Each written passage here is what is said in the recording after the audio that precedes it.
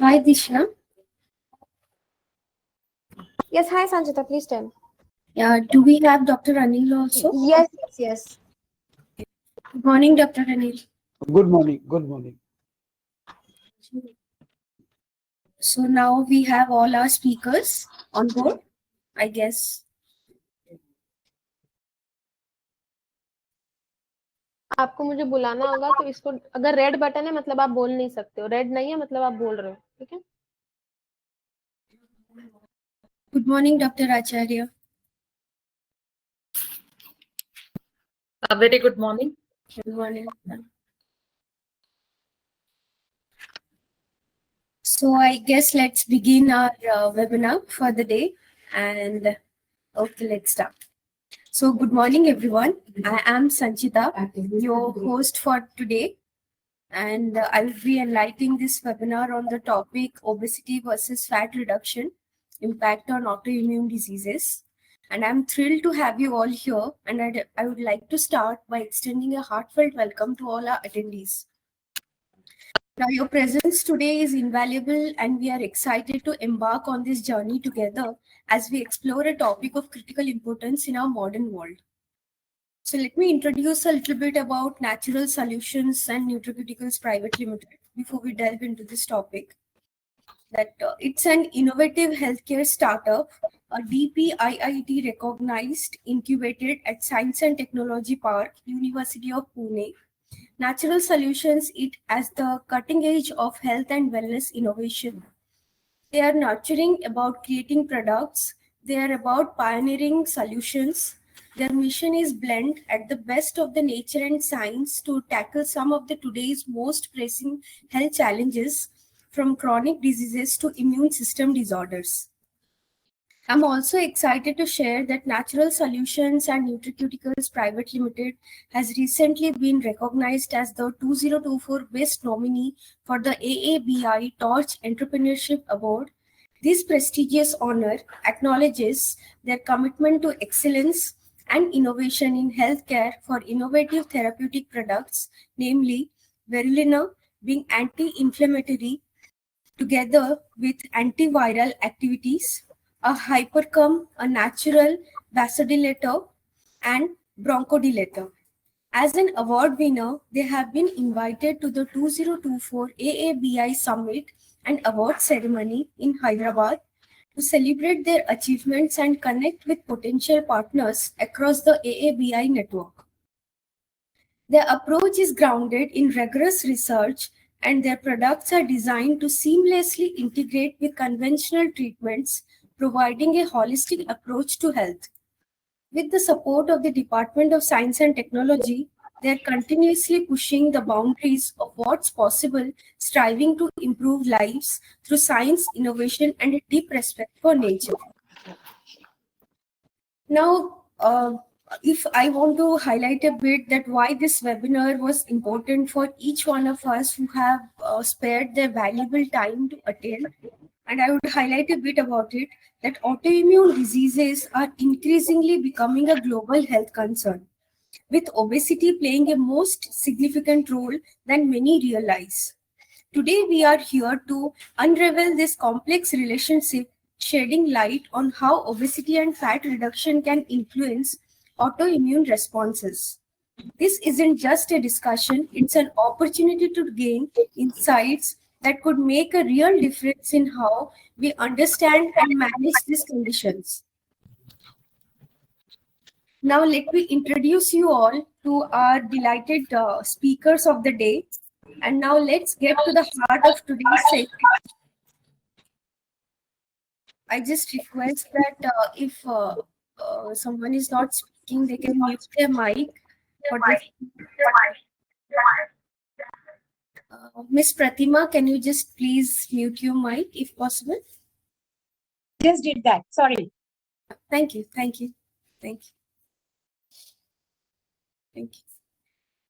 So let's get into the heart of today's session. Our esteemed panel of speakers, each are a leader in their field, bringing unique insights into today's discussion. So let's begin with our chief speaker, that is Mr. Dr. Rajendra Jagdale. Dr. Jagdale is a visionary Director General of Science and Technology Park, University of Pune, a trailblazing autonomous institute established by the Department of Science and Technology, Government of India. He was the mastermind behind the Indian Universities Technology Database, a platform showcasing the incredible potential of researchers from Indian universities. Supported by the University Grants Commission and UN Asian and Pacific Center for Transfer of Technology, this initiative is just one of many that highlight Dr. Jagdale's commitment to innovation. His works also include the launch of India's most robust GIS-based e-transformation, setting a new standard for dynamic administration in the country. Dr. Jagdale also serves as the Director General and CEO at Science Tech Park, founder, honorary member secretary of the Maharashtra State Innovation Council, and founder of Exponential Innovations Private Limited. I heartily welcome Dr. Jagdale, and we are grateful to have him on board. Now I would request him to share his insights on this topic. Dr. Jagdale, please, you can go ahead. Yes. Thank you so much, Dr. Sharma and his team, Dr. Arora, today's very prominent speakers, Dr. Arora and Dr. Dishya. I'm not a medical doctor. Neither I'm expert in talking about obesity and autoimmune disease, but I'm a biologist. I definitely have my views on it. So let me compliment Natural Solutions for organizing this event, because this is so crucial. I would say this is spreading like pandemic. Absolutely not bothered, ignored by many governments. That obesity is next very serious disease. I won't say disease, disorder that we need to focus. As a biologist, I always feel that what are we made up of? When you see a human body, you know that most of the biologists agree, not all of them agree, that what we see as a person is an expression of very limited number of genes that we have inside the body. Hardly 3 to 4% of our genes are expressed. And almost 97% of our genes which are present in the body, they are not expressed.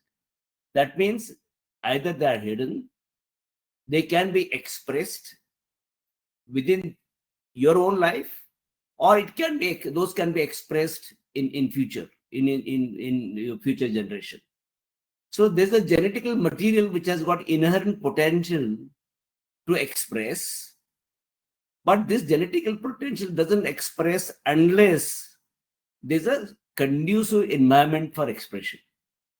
The food you eat, the water you drink, the liquids that you take, air that you breathe, all together makes you as a body. Of course, I'm not focusing on psychological health. Now, obesity, or I would request Dr. Sharma not to call this as a disease. It is a disorder. By some reason, there are multiple reasons, our body starts to generate cells which are wrong cells. And there are various reasons why these wrong cells can be produced. And this expression of wrong cells, for whatever reason, can be controlled. Of course, there's no singular cause of obesity that we know. There's no singular cause of autoimmune disease. It is like in cancer. You can't say person suffers disorder called cancer. Again, there I don't call it disease. Disorder called cancer because a particular reason. There are ample reasons for cancer to express.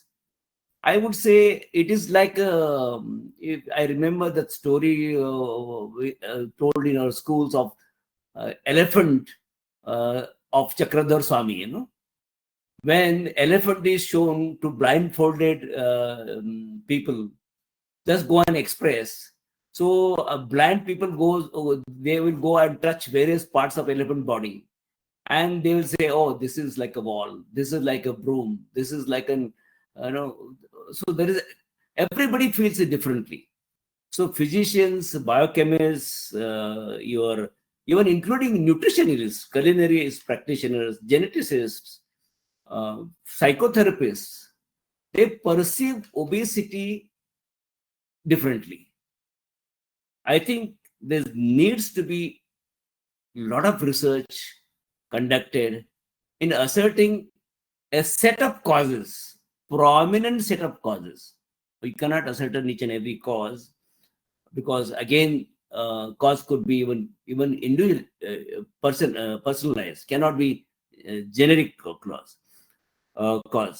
So one needs to do a lot of research. There's not much significant holistic research done.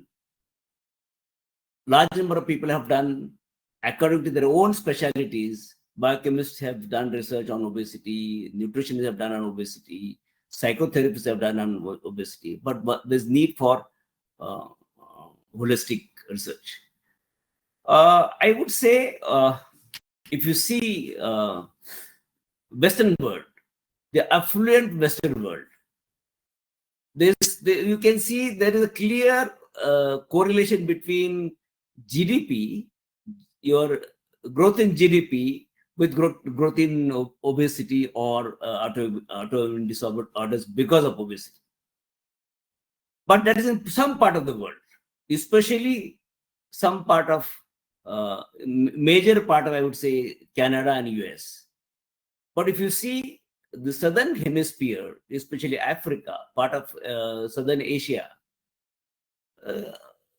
when GDP is not high, but still obesity is considerable, what could be the cause of that? Probably there could be the dietary habits and maybe the stress, the environment. So there could be the reason could be very different. But similar economically affluent communities, especially take China, Japan, Korea, Taiwan, Hong Kong, you don't find obese people. The problem of autoimmune disorders are minimal. In spite of high GDP, the maybe the health consciousness and the diet. I see predominantly non-vegetarian diet. Is that the cause of having a reduced obesity? I don't know. So this is what the experts have to come into this. They're clear. I also see, especially if I see Japan, Korea, Taiwan, South Korea, apart from health consciousness, there is a spiritual consciousness also. I'm not saying about religious consciousness. Spirituality, the meditation, the yoga, does it help for controlling obesity? So I think these are the, I'm sure that in today's this almost day-long webinar, we should be discussing on this various aspects. This is known, some people have said this is a global pandemic. They also call it a globesity instead of obesity, because it's a globally concerned problem. I'm happy that at Science and Technology Park, we have been able to support some startups in this area, and Dr. Sharma's Natural Solutions is one such a startup. We have Katal Naik, who again we are working on cell disorders, cancer, dementia, diabetes, Alzheimer, even some of the genetically expressed disorders. We have been able to control by herbal treatment and nutrition, by looking into your liver function, kidney function, your hormonal imbalance. all even genetically expressed disorders can also be controlled, because when you are a child, probably some disease doesn't get expressed. When you become adult, there's an expression. Why? Genes existed even as a child. Maybe the change in diet, change in your lifestyle, so that causes expression of a disorder. So we have at least a dozen of cases with blood cancer completely reversed by diet, and of course the diet, nutrition, and herbal treatment. So there is a huge potential to work in this area. I'm very happy that people like Dr. Sandeep Arora, who is today's speaker and is closely associated with our startup led by Dr. Sharma. We have, apart from Colonel Naik, we have our Prashant, Dr. Prashant working also from Kerala, working in similar areas. So we have probably 5 to 6 companies promoted and funded by Science and Technology Park working in this domain. I'm sure that this is more than the medical science. This is nutrition. This is a herbal treatment. This is psychotherapy. All combined together, holistic treatment needs to be evolved for addressing this issue. I once again compliment Dr. Sharma for organizing this webinar. I would have loved to participate whole day, but unfortunately, I have at 12 o'clock one webinar with Russia. We are organizing one event in Russia, so I have to excuse myself. Thank you very much for inviting me, and all the best. Thank you, Dr. Jagdale, for all your time and the insightful things that you shared with us. And definitely with such a stellar lineup of speakers that we have for today, and they are poised to be an exceptional learning experience, I encourage everyone among our attendees to engage fully with the discussion, ask questions, and take away insights that can make a real difference in how we approach health and wellness in our daily lives. So if you have got any of your query, then you can drop in the chat box, and definitely we will get back to you with a perfect solution. And so now I would like to proceed, and now let's welcome Dr. Sandeep Arora, and I just welcome him and thank him to have on board. So Dr. Arora is a professor and director at Amity School of Pharmaceutical Sciences, Amity University, Mohali. His journey in academia and research is nothing short of inspiring, with significant contributions at Chitkara University. Thank you very much. Just take a moment. I just thank Dr. Jagdale sir. Yeah, fine. At least till 12 o'clock, I'll be listening to you. Okay. Thank you, Dr. Jagdale. So let me continue. So Dr. Arora is a professor and director at Amity School of Pharmaceutical Sciences, Amity University, Mohali. His journey in academia and research is nothing short of inspiring, with significant contributions at Chitkara University, where he began his research journey at Natural Solutions and Nutraceuticals Private Limited. Dr. Arora's expertise spans across multiple institutions, including Amity University in Noida and now in Mohali, where he continues to shape the future of pharmaceutical sciences. His deep understanding of complex diseases and his dedication to developing effective treatments make him a vital voice in today's conversation. So I heartily welcome Dr. Sandeep to have on board, and I would like to him to share his insights upon today's topic. So Dr. Arora, please, you can go ahead. Thank you very much. Thank you, sir. And welcome to all the people logged in, all the people coordinating from CEO with the channel, and from Nexus Solution, as well as all the honored experts, including Dr. Jagdale. I will just share my PPT. I hope I can share it from this side. Yes, sir, you can. Yes, sir.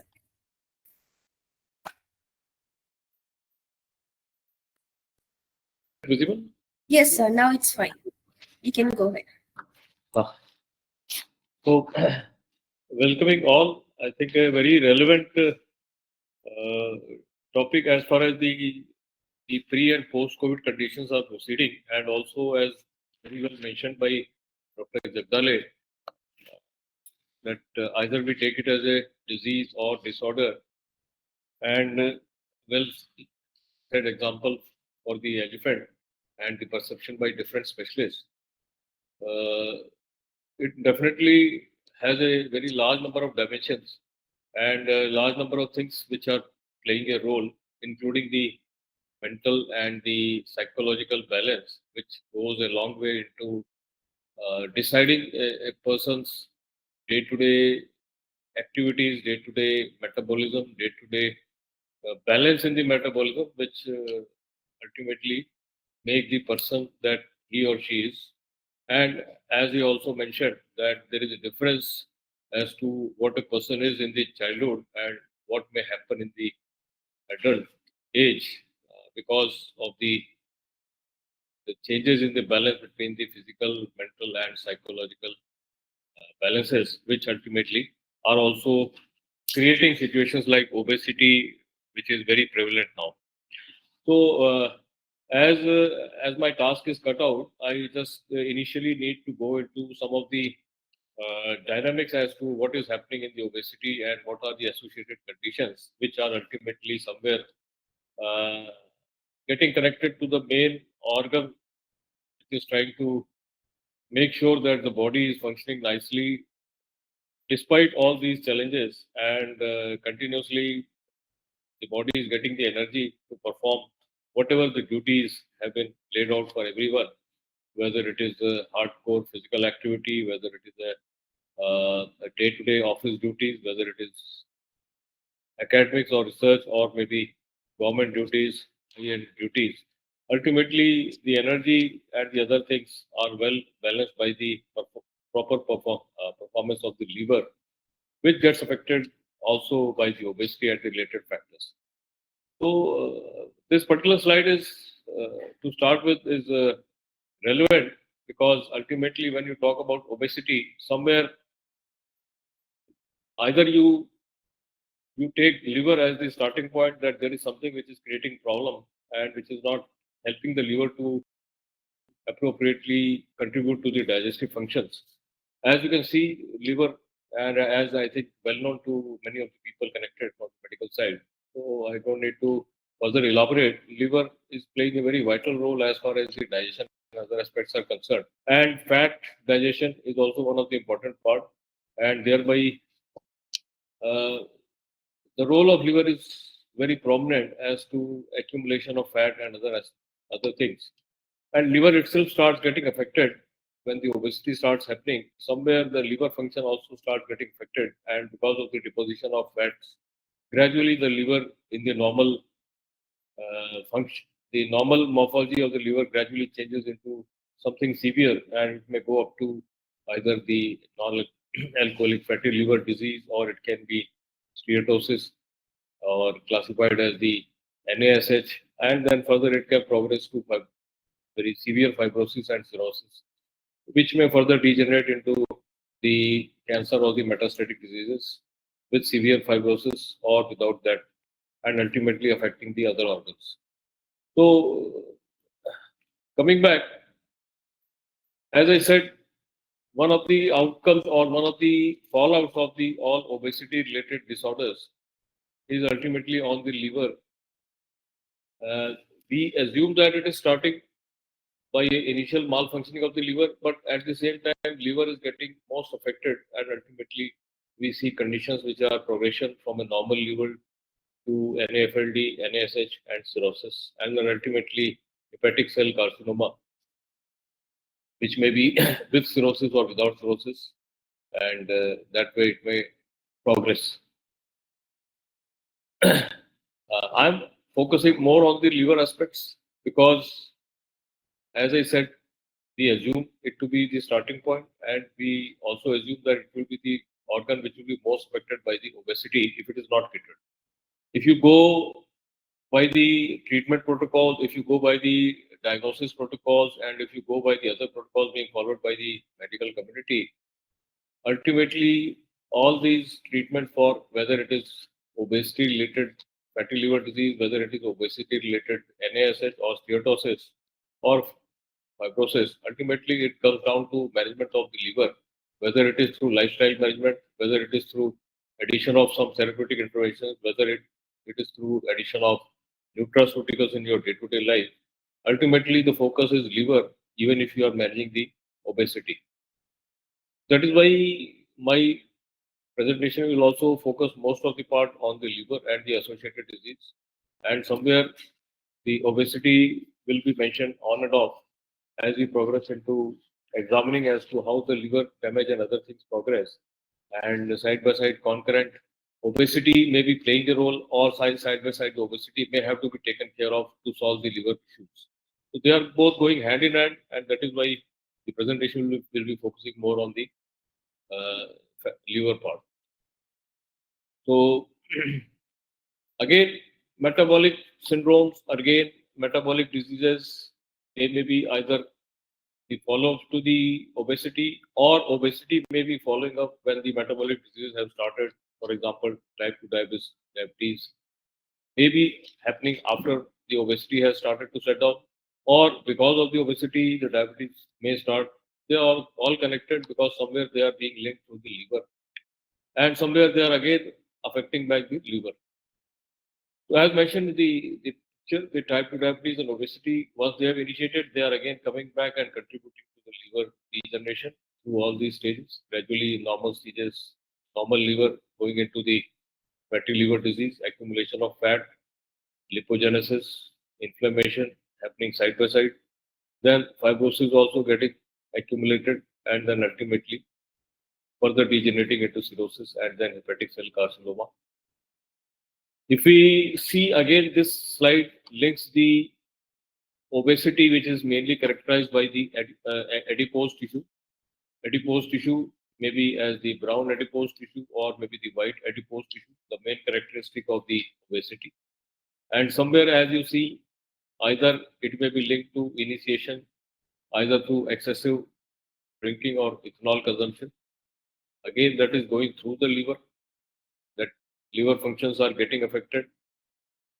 Side by side, the cellular metabolism is getting affected at various tissue and organs. The complete cycle is repeating itself. And gradually there is accumulation of brown and white adipose tissue. They are again getting somewhere connected and affecting the liver function. And so it is an irreversible linkage between these two things, which are getting stimulated in some way by some or the other things. And prominently, in many cases, as Dr. Jagdale also mentioned, the habits change when a person grows into adulthood. Ethanolic habits or alcoholic habits may be one of the prominent part which are affecting the day-to-day way of living and way of life, which is also one of the mainstay in all these therapies. Whenever you have cases like fatty liver disease or steatosis or fibrosis, gradually, if you go to the gastroenterologist clinic or the gastroenterologist team, ultimately, when you see the various cases there, you find that they are in the various stages as to someone is being particularly focused on the diet management, someone is being particularly focused on the nutraceutical or the antioxidant, someone is being particularly focused into the medical intervention, various diseases, various medicines possible, and a combination of things. That sometimes based on the severity, biopsy and other aspects start getting corrected, and then it has to be managed in different ways by maybe some surgical or the other options. So it is going hand in hand. As we see again, coming back to the hepatic damage, the liver injury may be caused by many other things also apart from obesity, but somewhere obesity is acting through these agents. Alcoholic liver disease may be associated with obesity.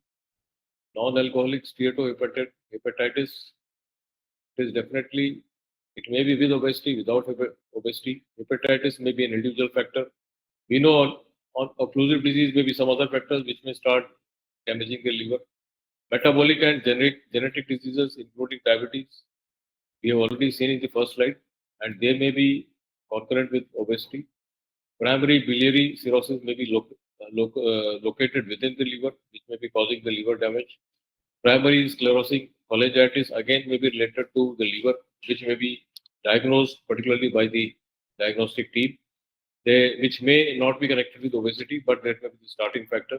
And other autoimmune diseases may be there.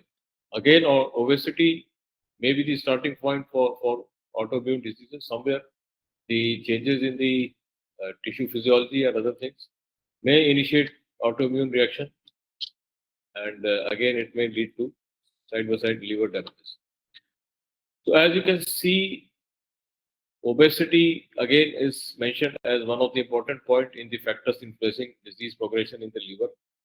Microbiome, whatever the gut microbiome is there, whether it is balanced or not, infections, hypertension, heart failure, hepatotoxic drugs, diabetes, atherosclerosis, arrhythmia, everything can ultimately affect the liver function, which in turn again may create changes in the body metabolism, changes in the body energy dispensation, and thereby the functioning, and again somewhere may lead to obesity or maybe lead to changes in the overall activeness of the body, or the disease conditions may be created overall in the body starting from the liver. So again, as we have seen earlier, inflammation, steatosis, cell death leading to fibrosis, cirrhosis, and cancer, and then again, once you are into severe cirrhosis, other organs start getting affected, hepatorenal syndrome, then ascites start appearing, then cirrhotic cardiomyopathy start appearing, hepatic encephalopathy starts getting evident in the responses in the brains, and ultimately hepatopulmonary changes also start happening. So it is a complex condition which is characterized by the chronic liver disease, chronic liver syndromes, and other things, in which the overall body, and that is the most difficult stage for the physicians, the surgeons. If you I think what if you are have the incident for going to such wards which are managing all these conditions, liver and obesity related very critical cases, they are very difficult to observe, and you can realize the difficulties that the team which are managing all these critical cases, wherein the fatty liver and cirrhosis are in a very severe state, and emergencies are managed in a very difficult fashion. So this seminar again stands a very prominent factor that it is better to watch the transformation in obesity, transformation in liver and fibrotic conditions well within the time. Otherwise, it can be with anyone, and even and any factor may be there as we have laid out. And ultimately, along with obesity, the liver management they become very critical in the severe cases of fibrosis and other conditions. Obesity, fatty liver, metabolic syndrome is all connected. As you can see, obesity getting connected to, I think, starting from overeating or inactivity, also affecting the platelets, platelet aggregation, also affecting the endothelial function, contributing to the metabolic syndrome. Again, overeating on the one side, generating extra TNF alpha and the inflammatory factors, again, getting connected to adiponectins, and again getting connected to other factors, PA1, CRP, liver fat accumulation, ultimately affecting the glucose metabolism, and again the insulins. Again, high TG and low HDL cholesterols from the liver, again coming back to the endothelial vascular function and the metabolic syndrome. So somewhere, as you can see, all connected, and ultimately the first organ in the body to bear the brunt of all these things is the liver, and that is why even if we are talking about obesity, we have to keep liver in front and make sure that we are giving due respect to the liver, as to the liver health, which is one of the most prominent part when we are talking about obesity. Incidentally, I think everybody must have experienced somewhere Ayurvedic or the homely treatments that which are offered very often mentioned to liver health in directly or indirectly. But liver and gut health are the most prominent things which are mentioned in the Ayurvedic, naturopathy, and other aspects.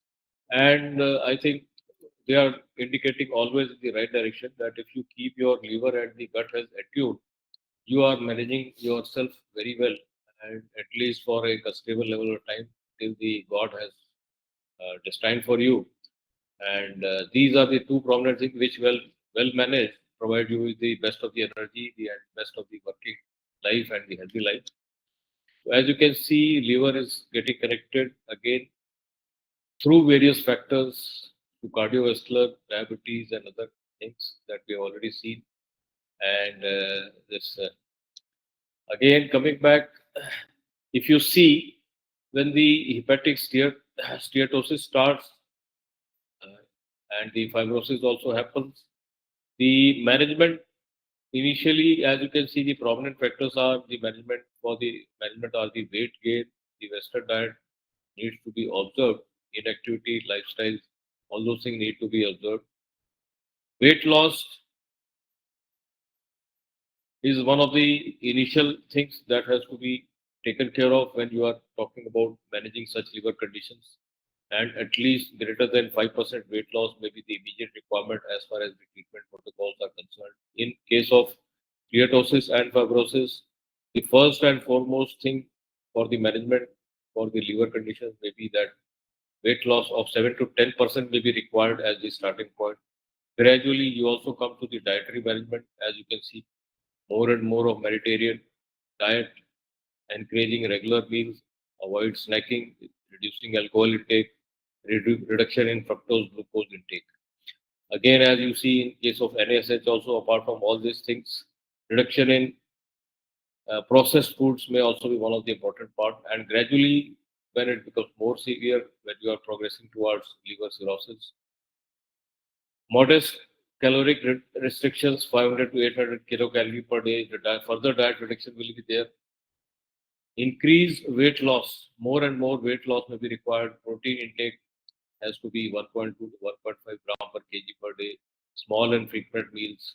Encouraging abstinence from alcohol and other aspects may be required. And gradually, the physical activity also is appropriately mentioned during the treatment protocols. Increasing daily physical activity, 10,000 steps per day may be the minimum. Decrease total sedentary time and break up sedentary times. Aerobic or resistance exercises aiming for 150 minutes per week of moderate intensity exercises. These may be one of the important aspects. Again, coming back, fatty liver may be connected or may be starting or again irreversibly creating these conditions. For example, from the gut, if you have improper balance as far as the microbiome and gene aspects are concerned, or if there is a endotoxin biosynthesis, hepatic that may be connected to hepatic inflammation, amino acid metabolism, dysregulation might be there. Again, that may be the cause or the starting point for the fatty liver. Genetics, as already evident or as already mentioned many times, reduced levels of transaminases because of variation in HSD 17B3 gene, reduced risk of that may be the one of the factors which may take care of the NAFLD and FLD cirrhosis, and also other genetic factors may be playing some role. Hepatic cell carcinoma connected to fatty liver may be because of the fatty liver, or the fatty liver may generate the hepatic carcinoma. Again, when we talk about hepatic cell carcinoma, overexpression NAFLD, SCC, squalene epoxidase may be there associated with poor patient outcomes. So, squalene epoxidase may be one of the important factors which may be reversibly playing a role between fatty liver progressing into hepatic cell carcinoma. Therapies, when you see a lot of developments keep on happening and they always target some or the other possible points of intervention. And if you see, there is just one example, one named compound FGF19 analog playing some role in the SCC fatty liver connections, along with evident advantages of reduced absolute liver fat content and other things. Again, coming back, When you talk about NAFLD, as we have already seen, it is all connected, starting from the fatty liver, it may go up to hepatic cell carcinoma. We have already mentioned the genetic factor, HSD 17813, plays a very crucial role in the obesity and all this loop. Environment factor, we have already seen. Other genetic factors, PNPLA3, TN6SF2, GCKR, all these things. All these things being taken into consideration when we are talking about drug development and other aspects. I would just like to mention that at Natural Solution, as we are progressing in a very scientific way, although we are working on the natural remedies led by the ideas from Dr. Anil Sharma with his vast background experience in naturopathy and the treatments. Still, we are going on the scientific aspects and focusing on whatever possible scientific mechanisms are there to connect that the products are getting the scientific evidence of how they are working. Comorbid illness, we have already mentioned. Environmental factors, we have already mentioned. And as we progress, when the clinical team or the clinician team starts suspecting NAFLD, they have to first make sure that they are very much sure as to these things are happening. They have to exclude alternate things which are causing the changes in the liver assessment tools, ALT and SGT, as to what other things may cause increase in ALT, which are the most prominent enzymes which are tested whenever we see that there is a problem in liver. The diagnostic pathology or the pathological examinations ultimately start with ALT. So whether there is something else, whether there is alcohol, in case nothing is there, then gradually the pointer points to NAFLD. That may be one of the causes which is causing the extreme high level of ALT. Risk stratification then has to be done.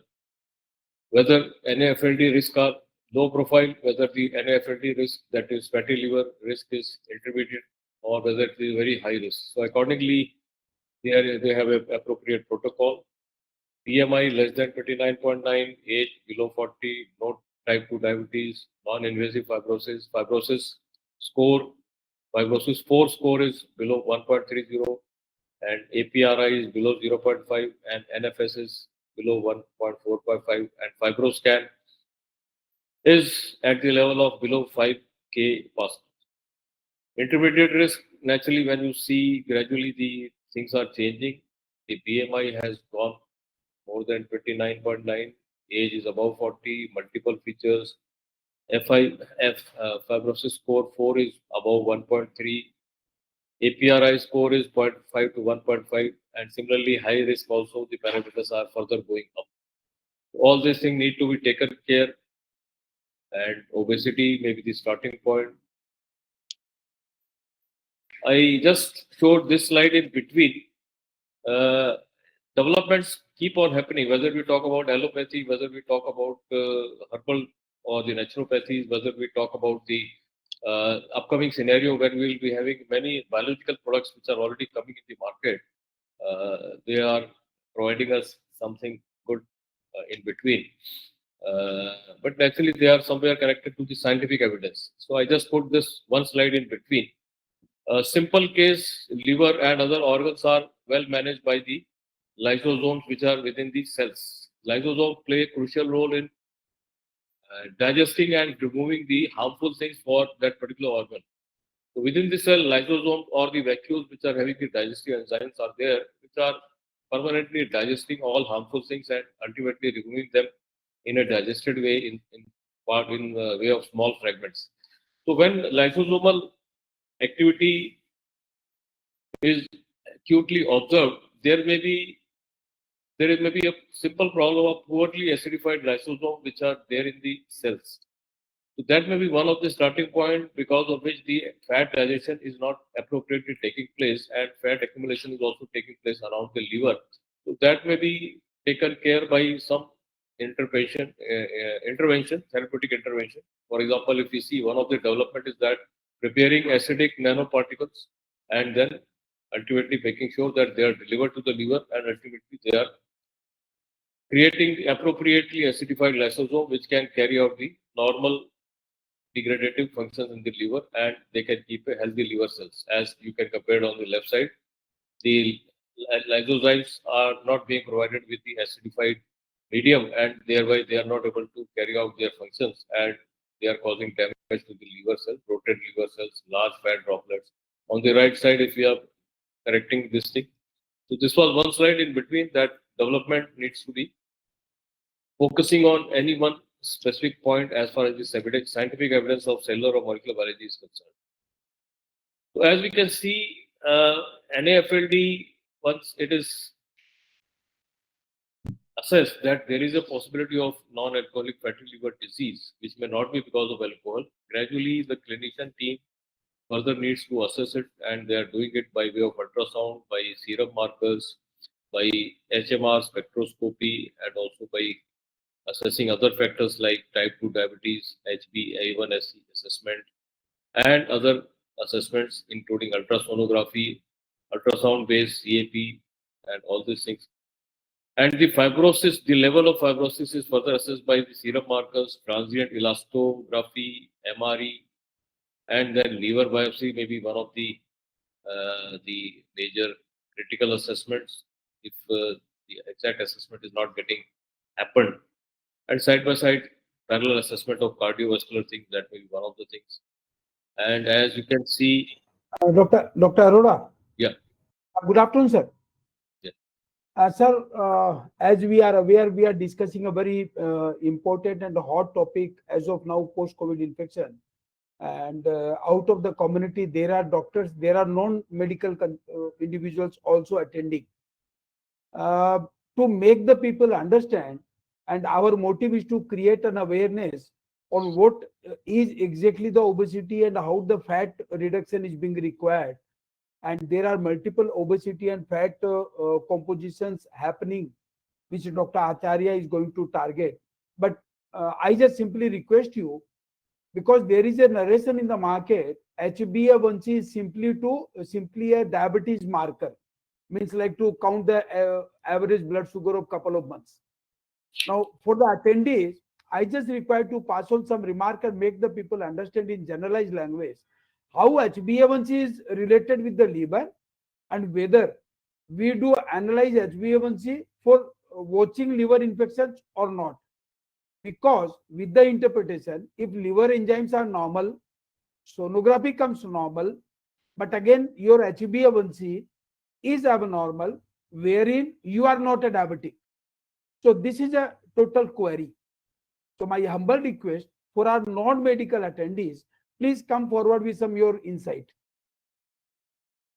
Yes, definitely. I think we have a very esteemed panel. I think they will be speaking on all the aspects. I am the introductory session, and so we are discussing the more the mechanism aspects, and gradually how the treatments are laid out. That will be further done by the other esteemed panel. And because naturally, as I already laid out, Natural Solutions is working in a very scientific way, and it is very prominent at this point to show that all the scientific evidences, all the scientific mechanisms are being discussed and being put forward whenever we are talking about obesity and associated liver disease. So I will just wind up. As far as my time is concerned, I think my time is up to 12 o'clock, I think. Yes, sir. Yes, sir. Yeah. Please go ahead. Please go ahead. So They will have Dr. Arora, you can speak. You can speak. We have time. will be completed by that time. So, as I said, the clinicians have the tough task when the liver conditions start deteriorating. And if anybody has happened, I think clinicians, they have as I said, they have a tough job when all these conditions start happening and degradation start happening. Because liver management is the most tough condition, and the patients with the very severe conditions of liver fibrosis, they are the toughest thing to handle, because neither there is a progression, neither there is a regression in some cases, and it may prolong up to maybe 8 months or 10 months of very tough management. So that is why the clinicians, they start with all these initial assessments, which include all these things. And when they have established the fatty liver, they may start with the dietary counseling, and in case they find it something more severe, they can go for biopsy. We have already mentioned. Hepatic steatosis, again coming back, once the fatty liver has progressed into hepatic steatosis, apart from the obesity and overweight management and diabetes management, the metabolic risk abnormalities may also have to be identified. That what are the other metabolic risks like blood pressure, plasma, triglycerides, plasma, HDL cholesterol, pre-diabetes, whether it is existing, if well-defined diabetes is not there. Then homeostasis model assessment as to insulin resistance score, plasma, high sensitivity, C-reactive proteins may have to be identified. And apart from that, the other assessment may be there. And sometimes just it is not classified as NAFLD, it may be classified as metabolic associated fatty liver disease. So metabolic changes have already started taking place which are affecting the other organs. So while the clinician may be just focusing on NAFLD, but ultimately once the metabolic changes have also started happening and reflecting in blood pressure and other things, then they go for the terminology metabolic associated fatty liver disease. So again, as we say, the diagnosis is a very prolonged thing and it is a continuous part once the patients start showing all these fatty liver changes, and the gastroenterologist and the hepatologist, they have a very Sorry to interrupt, Dr. Arora. Actually, we have some questions raised from our attendees, and I would just ask you if you could go to Q&A section. We have Yashika. She have asked that if she can get these PPTs for her reference. that is for the company natural solution to decide. Dr. Anil Sharma may. Yeah. So, Dr. Anil, Yashika have raised a question that if she can have this PPT for her reference. If we Ask her to introduce here and we'll look into. The second Yeah. query is there NAFLD and which are Yeah. differences between two conditions. Yeah, I'll go with it. Yes. Dr. Arora, there is one more Shruti we have. She have asked what is the difference between NAFLD and MAFLD. Yeah, I just mentioned NAFLD clinically is more focused on the fatty liver deposition. Without the consumption of alcohol, something is happening. It may be smoking also, it may be some other things, but fat accumulation has started and that is hampering the liver function. And apart from that, it has not progressed further, but still side by side, metabolic disorders are also starting. It may be manifestation of diabetes, it may be manifestation of hypertension, it may be manifestation of inflammatory disorders somewhere. Then that is called as the metabolic fatty liver disease. It has not progressed into acute fibrosis, it has not progressed into cirrhosis, but still in the research stages, it has started showing the metabolic changes in the form of hypertension, diabetes, inflammatory disease. That is that. I hope that answers this thing. I guess, Shruti, you got your answer. And please do message us if you are satisfied with it or you need any other specific answers. So we can just address that too. And Yashika, I would just, after this event, we will definitely discuss and get back if we can just provide you the PPTs.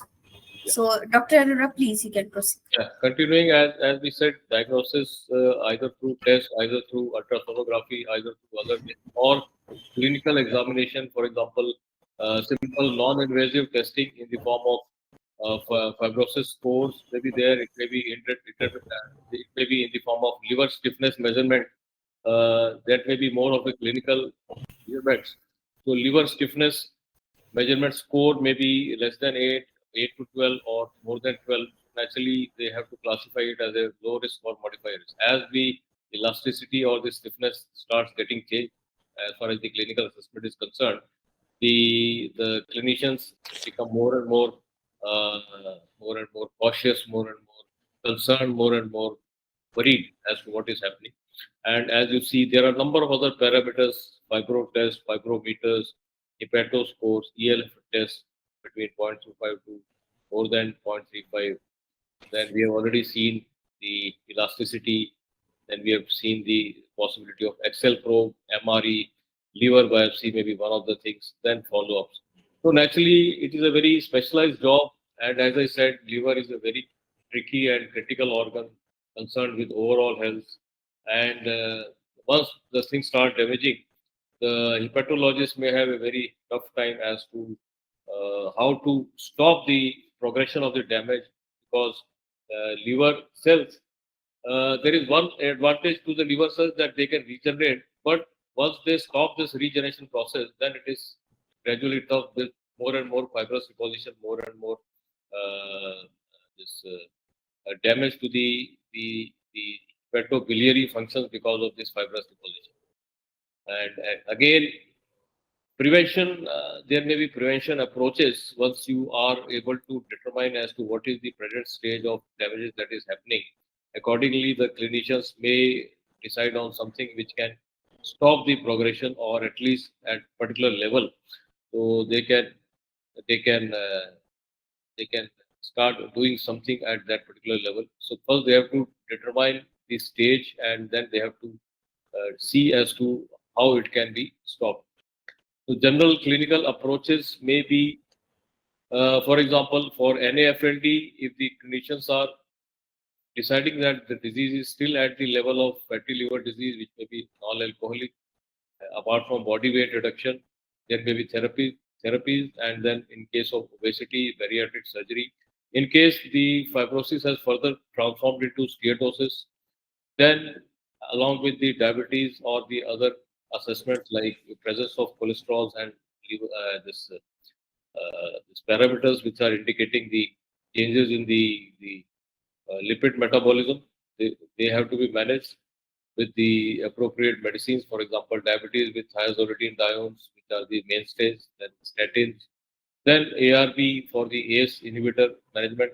Hypertension is there, and vitamin E, in case all these things are not there, vitamin E may be one of the very important parts. So vitamin E therapy may be one of the mainstays if the clinicians are able to determine the exact stage, so that they can prevent it from further progression. So vitamin A may be the simplest of the things that the clinicians think about. Other therapies, as you can see, there is gradual transition, and steatosis may progress from stage 1, 2 to stage 3 and 4.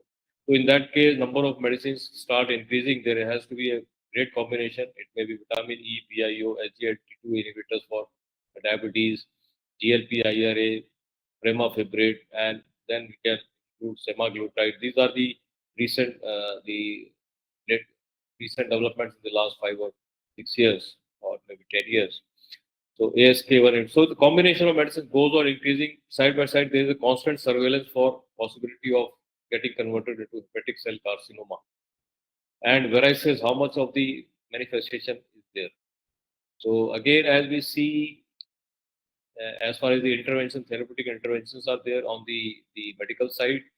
I am from the pharmaceutical science side, so I also talk about the interventions from the allopathic side. I am also working on the research in the allopathic, and because of my personal interest, I am also connected with Dr. Anil Sharma, Natural Solutions. But the scientific evidence may take you either to allopathy or this thing, and both the things are providing advantage wherever possible. So SGLT2 inhibitors, orlistat, Cenicrevirov, these are some of the recent developments. Americasan. So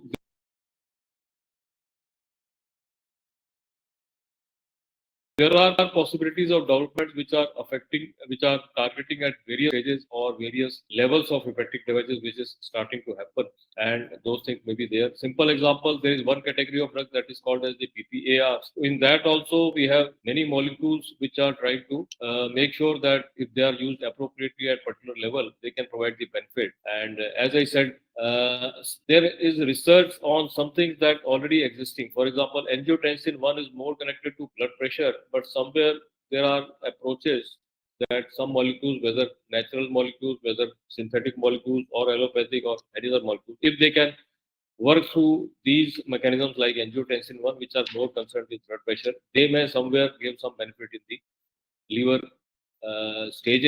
fatty stages, and stop the further fatty degeneration. That is also happening. And as we can see, there is another aspect, that is the RAP3. RAP3 is another very important protein which plays a long role in the the liver functioning. And normally it is assumed that if the TRAP3 is appropriately countered, the levels are appropriately managed, ultimately we are able to manage the fatty changes which are happening on the left side as indicated. So there are many such intervention points which are also being considered while we are developing the products in the natural solution and even the natural products therapies. So scientific evidence we are trying to create, whether it is affecting these products will be acting through TRAP3, whether they will be acting through PPAR. All those things are happening, and that is why mention is there.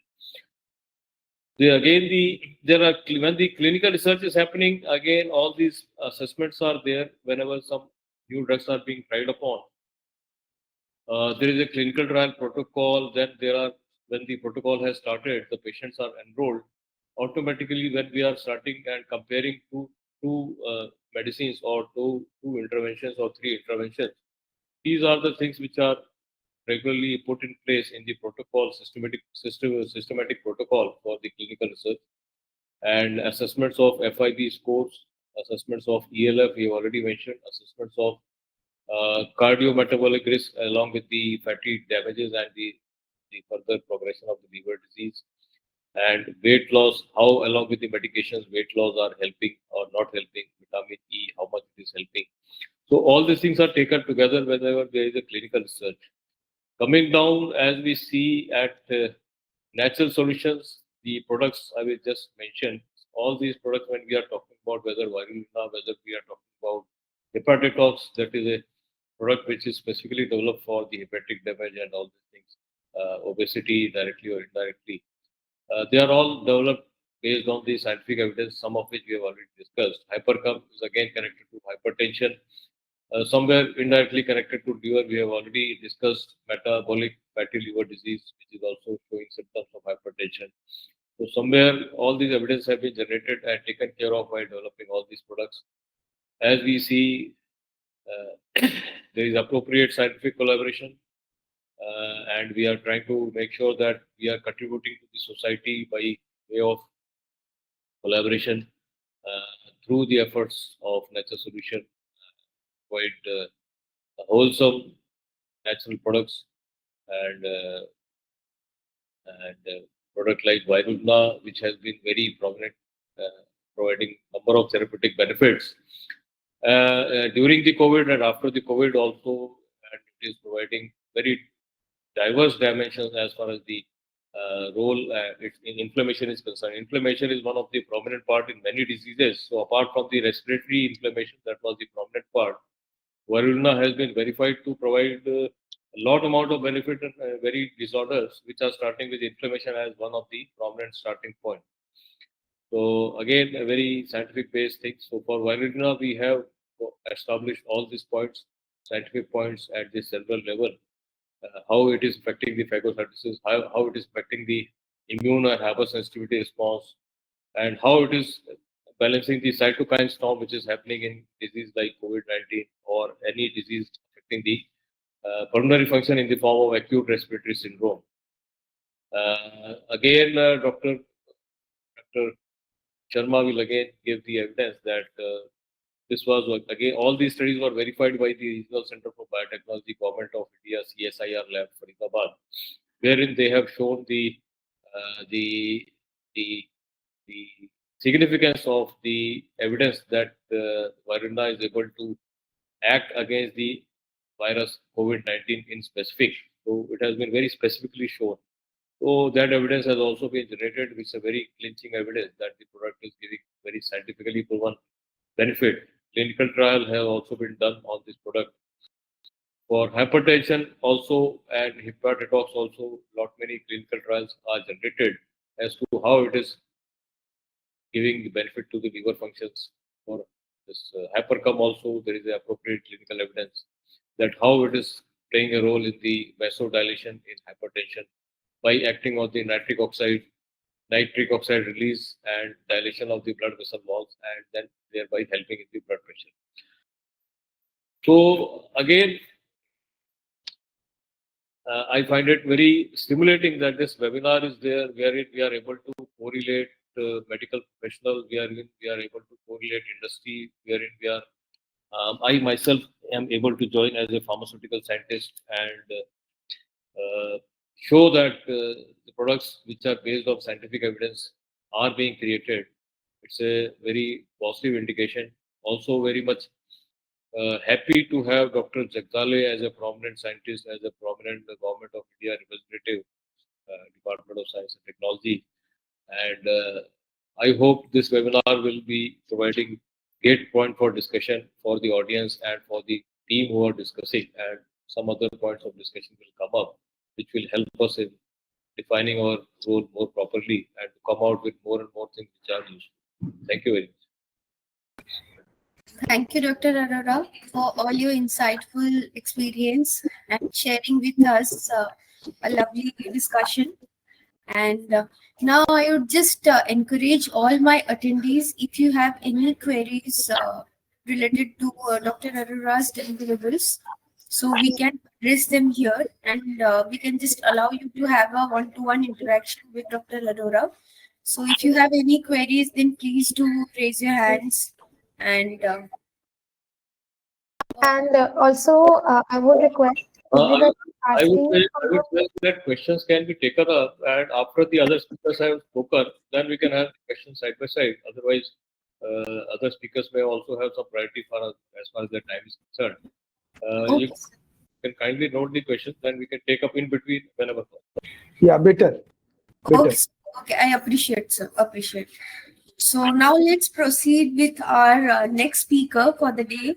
That is Dr. Vidyatprajna Acharya, a professor of biochemistry at KIMS, KTU, Bhubaneswar. Dr. Acharya is renowned for her profound insights into autoimmune diseases. Her research into the role of nutrition and lifestyle in disease prevention is not just cutting edge but also transformative. Dr. Acharya's contributions are essential as we explore how our daily choices impact our long-term health. So I welcome Dr. Acharya on board, and I would like her to speak about this topic that we are having here today. So Dr. Acharya, please, you can go ahead. Thank you all. Namaste to all. Actually, let me clarify first one thing, that my name is Vidyatprajna Acharya. So, Sorry, ma'am. Sorry. It's okay. If someone doesn't do a mistake, then I get a little bit excited that someone has taken my name correctly. Anyway, that is a constant feature. Actually, I had a little confusion as per how to approach and all these things. In fact, I was thinking I would like to give you the clinical aspect and what is the burden of obesity in our country and global scenario. What is this global scenario? So I'll be basically talking about the clinical aspect and what actually we face as doctors. And if we discuss different systems we have, like we are from allopathy, and the discussion will be basically around the liver disease, autoimmune disease, and obesity, linking together the missing link we have to find out. Actually, allopathy, we basically put more emphasis on the insulin and insulin resistance. So that way, my entire PhD research was on insulin resistance and all that. But I was requested to talk about how obesity can affect the liver and how it can lead to autoimmune disease. So the missing link I have tried to find out. But after the research articles that I have got, I think it's still been probed, and a lot of drugs are coming up. But we have to listen to our next speaker, and Dr. Anil Sharma, that how actually his drug is going to help out, and what is his basis of conclusion that this liver is mainstay. But before going to all this, let me come to what is obesity. So basically, we all know obesity means some extra fat. So it's actually not as simple as that. It is defined as a heterogeneous complex disorder of multiple etiologies. It can be one or even more than one causes, and it can lead to excess body fat that not just affect our socioeconomic conditions, but also it affects our mental and physical health. So physical health with physical problems, people mostly present to us, and mental health definitely few people have, but they do not address all those problems like depression or insecurity, all these things they do not address much in India. So basically where we find or catch these very morbid obese persons is in the with cardiovascular disease or liver disease or thyroid disease, like that. So before we could come out as a nation from the tragedy of malnourishment, malnutrition, overnutrition came up. So it's a double tragedy that we have to handle now. And what is the burden? If we see from 2005, uh, the shift is constantly upwards due to many reasons. You can say we have ample of food now, we have a better distribution of food now, and all these schemes, the schemes from government that is supplying food to the very grassroots level. So probably we are not starving even for a single meal. So we are in a problem of plenty. So from 2005, when it was only to 23.2% or 9.8% overweight and obese respectively, from that people are now projecting for 2030 that somewhere around 1.35 billion overweight and 570 billion these people will be there. So the problem is ever enlarging and ever um, approaching to different multiple fraternities, and it has become a real pandemic. So we call this as a globesity, global obesity or globesity. It's a now global epidemic or pandemic, and this is also modern epidemic, we say. So which is actually having preventable causes, but it is due to certain factors we are unable to catch up. So what is the scenario in India? Now it is in the bracket of top 3 most obese countries. And India's 70% urban population is overweight or obese. So that is quite alarming. Why these are all happening, that will come to discuss in second slides. So mostly this South Asian or particularly Indian obesity has got a typical pattern of abdominal obesity. So we are more focusing on, if we are trying to control obesity, we are focusing more on our waist circumference, abdominal circumference, etc. The hip ratio, etc. So in our country, women are more obese, and young adult also, they are also getting into this bracket very fast.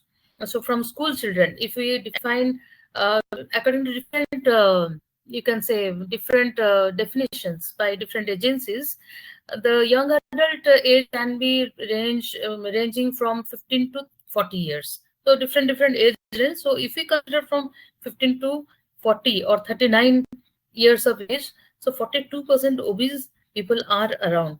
So it's a constantly growing problem for us, and why we should be bothering about all this. Usually people blame their genes.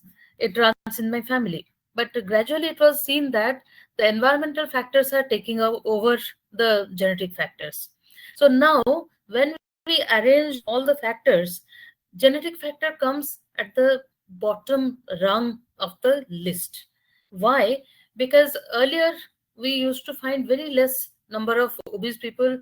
They were mostly syndromic, like this Prader-Willi syndrome, MC4R syndromes, Fragile X, Bardet-Biedl syndrome. All these hi-fi syndromes mostly restricted to our these Western countries. These are the genetic conditions. Then we had some endocrine diseases like in thyroid hypothyroidism. Proper hypothyroidism were being seen.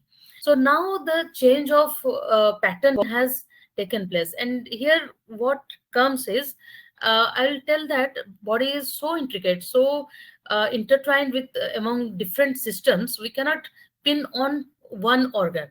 So actually hypothyroidism used to be due to lack of iodine, this that, and people used to suffer. Now due to sedentarism or due to obesity, people are getting hypothyroidism. So whether the egg first or hen first, no one is able to tell. So hypothyroidism is taking over now in the society. I'm telling about just 25 or 20 years back, that we are not seeing many cases. As a diagnostician, I'll tell from my own experience, we are not seeing many cases of hypothyroidism, but gradually it has taken over. Hyperthyroidism was more that time. Now hyperthyroidism, hardly we find, we get more of hypothyroidism. So here maybe some environmental factors are coming into play that we'll discuss a little later. So basically, if there is energy imbalance, our calorie intake is more, but expenditure is not there. This is a very simple calculation. But beyond that also, we have lack of sleep, stress, certain medications. So this stress and lack of sleep, where comes our lifestyle modification factors?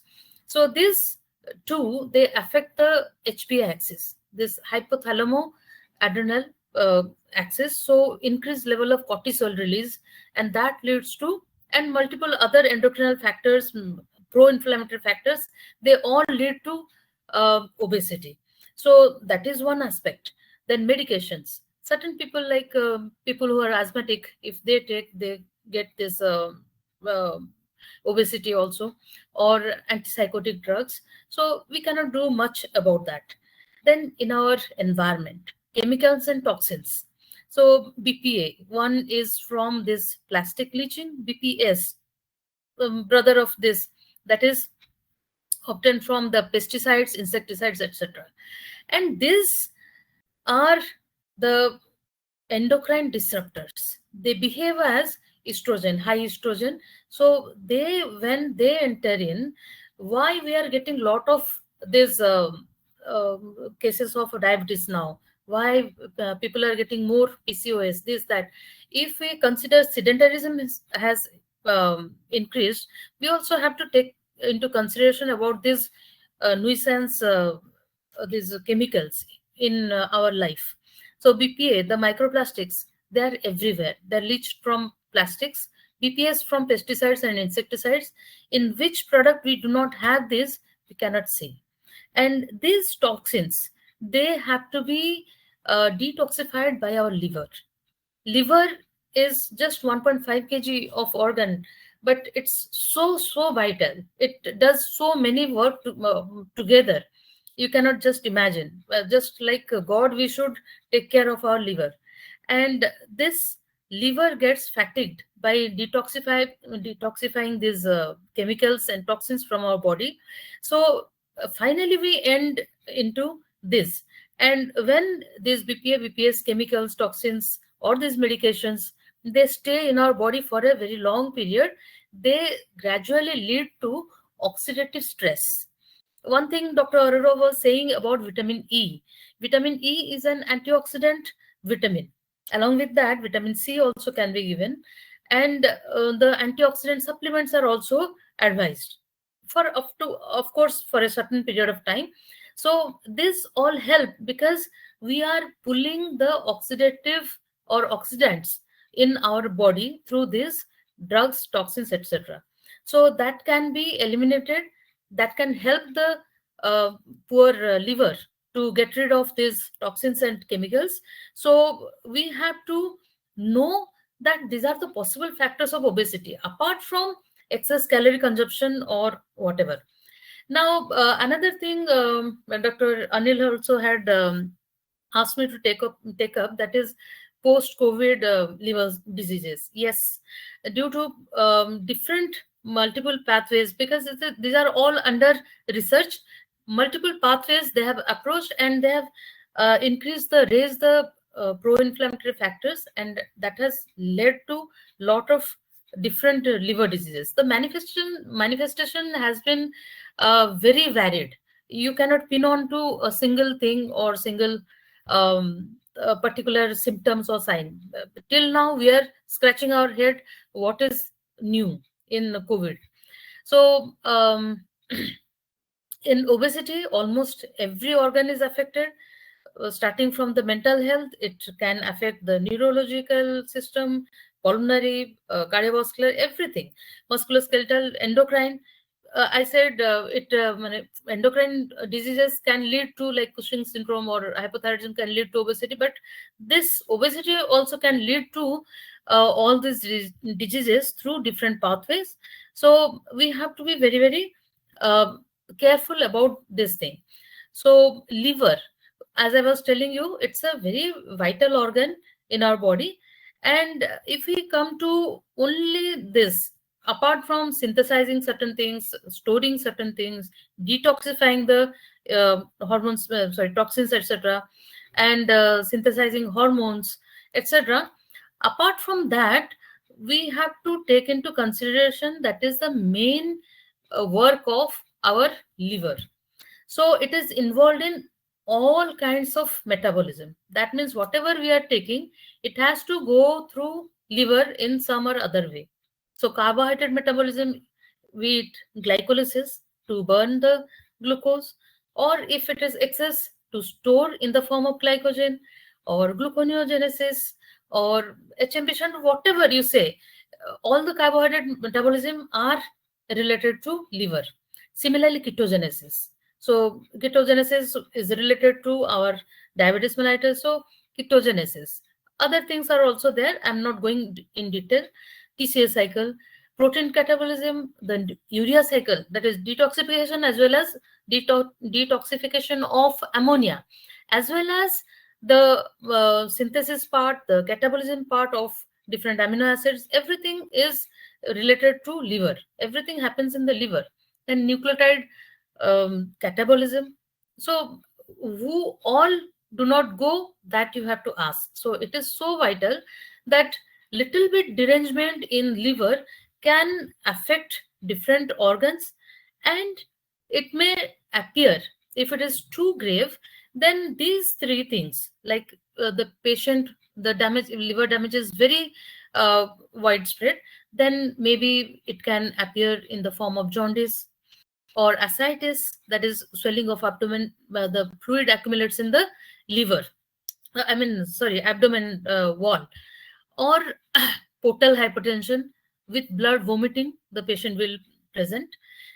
So apart from all these things, we also have our own nuisance, like smoking and drinking. So all these things, the smokers, the drunkards, they usually present with these grave symptoms.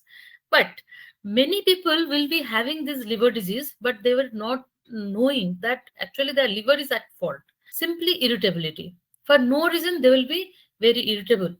They might be having hair fall. They might be feeling lack of appetite, nauseous, just feeling like vomiting, not vomiting exactly. Some people have vomiting. Then some people have itchy skin, though there is no obvious jaundice, itchy skin. Then apart from that, some vague symptoms like decreased sexual drive, fatigability, easily getting tired, all these things. Even some people have weight loss, and weight gain is there. So without our knowledge, actually liver is working so hard to keep everything in balance, to maintain the homeostasis of our life, that if little bit derangement occurs, these are the symptoms that we present with. So people usually do not go for a annual check or anything, but actually it is advisable to go for a complete health checkup, because by that you catch the diseases early before it is going into proper disease, over diseases. You can prevent the disease. So that is one thing that I wanted to emphasize. Then how do we know that liver is at fault? So we run certain tests, and that is our jurisdiction, the diagnostics. So bilirubin total direct, we analyze AST, ALT, ALP. These are the enzymes. GGT, then total protein, albumin, then immunological markers. And wherever we feel like, we can go for PCR, this, that, for other immunological markers, IgG, IgM, for certain diseases, specific diseases. All these things we go for. Now, the diseases that are associated with obesity, it has well covered by Dr. Arora, so I need not delve into that. Then why, how and why we say that there might be a link between this autoimmune disease and obesity.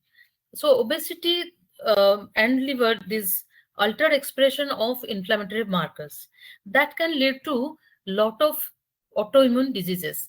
So without our knowledge, actually without knowing that the problem might be in the liver, we go on treating the immune system manifestations. So actually, I would like to thank the whole fraternity of Ayurveda, because they address the root cause.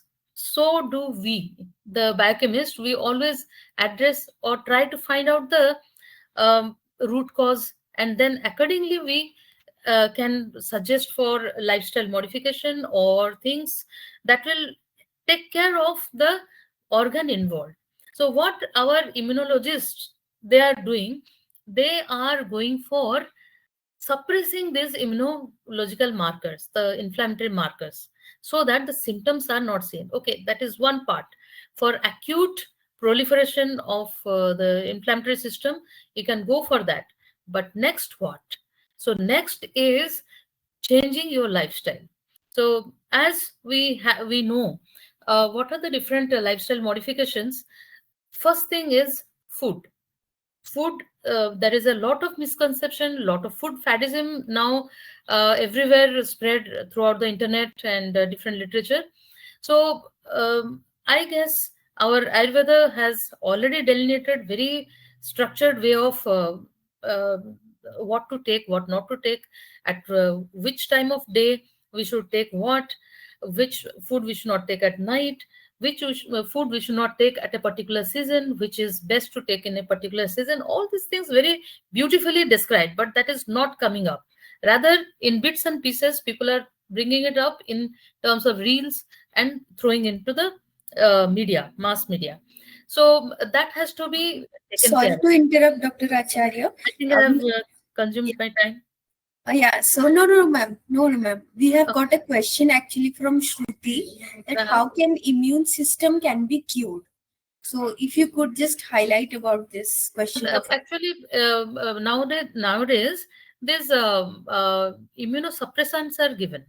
Immunosuppressants, they will suppress this generation of, either they will generate, they will suppress the inflammatory markers, or they will, from the source, they will inhibit the generation of inflammatory markers.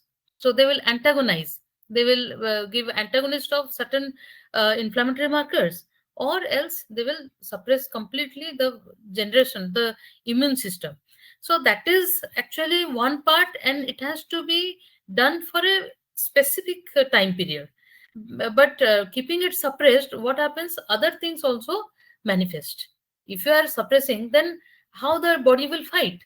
If you are suppressing, then starts certain disease on your skin, you lose hair, this, that, so many other side effects, they appear. So that is how the things are going from bad to worse. So allopathy is something like sprinkling water on the the plant, and we have to we have to water the roots of the plant. So that's how the other modification factor is stress management, because stress is now very much prevalent in all ages, all stages of life. So what we need to do is, little bit of spirituality must be understood, not religion or fighting over my religion is best or this, that. We must go inward and know who we are. So that's how we must know what is our real need, why we are running so much behind this or that. So that is the part of spirituality. So meditate upon your thoughts, know what is really the requirement. And one thing I will say, if we summarize everything, what we need in life is health and happiness. If health is not there, whatever happiness sources you're trying to gather, you can never enjoy. So be it money or materials, whatever you gain through money, you are not going to enjoy a single bit of it if you are not having a proper health. So I think rest of the things, next, Dr. Anil sir can take over. And this was my thing about balanced diet and this sorry. So about balanced diet or hydration, or this, as I told, meditation or exercises. These all we know in bits and pieces, and I can assure you that over prospective studies in certain cases, I've seen that people have really got cured by simply doing exercise and diet control from multiple fibroids in the uterus, multiple gallstones in their gallbladder, and fatty liver. So lifestyle modification can help you, and this is my assurance as a doctor and from my own personal experience. So the rest of the things may be discussed by other speakers. Thank you all. Thank you, Dr. Acharya, for all your time and such insightful knowledge that you shared. And I guess, Shruti, that your query have been resolved. And if you have any other query, then please do drop down. So now I would just like to, we have got some piled up questions. So I would like Dr. Anil to address them one by one.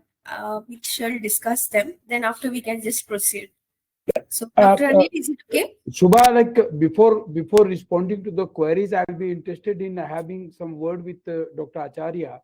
Okay. Yes. And Doctor. Dr. Acharya, madam, good afternoon. It's nicely presented way you thought and delivered what you had in your heart. Thank you, sir.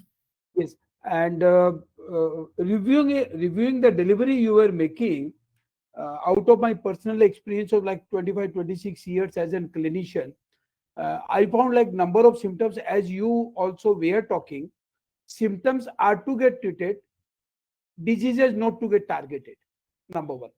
Number two, out of the symptoms, one symptoms which is very valued, which I'm getting every day, as liver indicates with the reduced appetite, again liver is responsible for the increased appetite. Okay. So I just wanted to have a word on you and comment on the same. Number two, as I raised the same query to Dr. Arora, out of our attendees, there are non-medical individuals, and they probably may not understand the scientific value and evaluations. HbA1c, a very important marker. Yes. And as we are aware, the type 2 diabetic community are not in real terms diabetic. And they have a practice of testing this HbA1c every alternate 2 months, 3 months, 4 months time. And a narration being created that this is an indicator of an average blood glucose level. So I'll be interested, like I'll be coming up with the responses later stage and on the Q&A. You will please do come down on different subjects. Number one, increased appetite. Number two, HbA1c with the obesity. And the liver, definitely for sure. Okay. What do you want to know about HbA1c? That is very commonly done. Yes. But you think it's not a proper measure of average blood sugar? No, it's a proper measure of average blood sugar, Okay, but sir. together with as a measurement for the liver diseases too.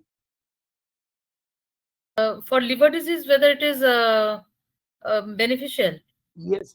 If you sir. treat the liver, if you treat the liver by way of natural resources, which I do with the research and evaluated values, when we treat the liver, the HbA value has to come down and are coming down. Yes, sir. In your cases whom you are treating, they might be having pre-diabetic sugar level also. No, So no, no, no. no. That is the Then reason. what is the actually? Let me come to They are liver HbA1c. patient. Glycated, it Hepatotoxicity. is a glycated hemoglobin. Okay, so very simply put, sugar is getting attached to hemoglobin A1c. So that measure against the total hemoglobin, the ratio we are taking out. So how much sugar has raised so that this HbA1c level is getting raised. So that is our point. So for that we are measuring HbA1c. When we lower down the sugar by anti-diabetic drugs, then HbA1c comes down. So for you, what was the HbA1c for any patient? You just tell me what was the HbA1c before treatment and after treatment.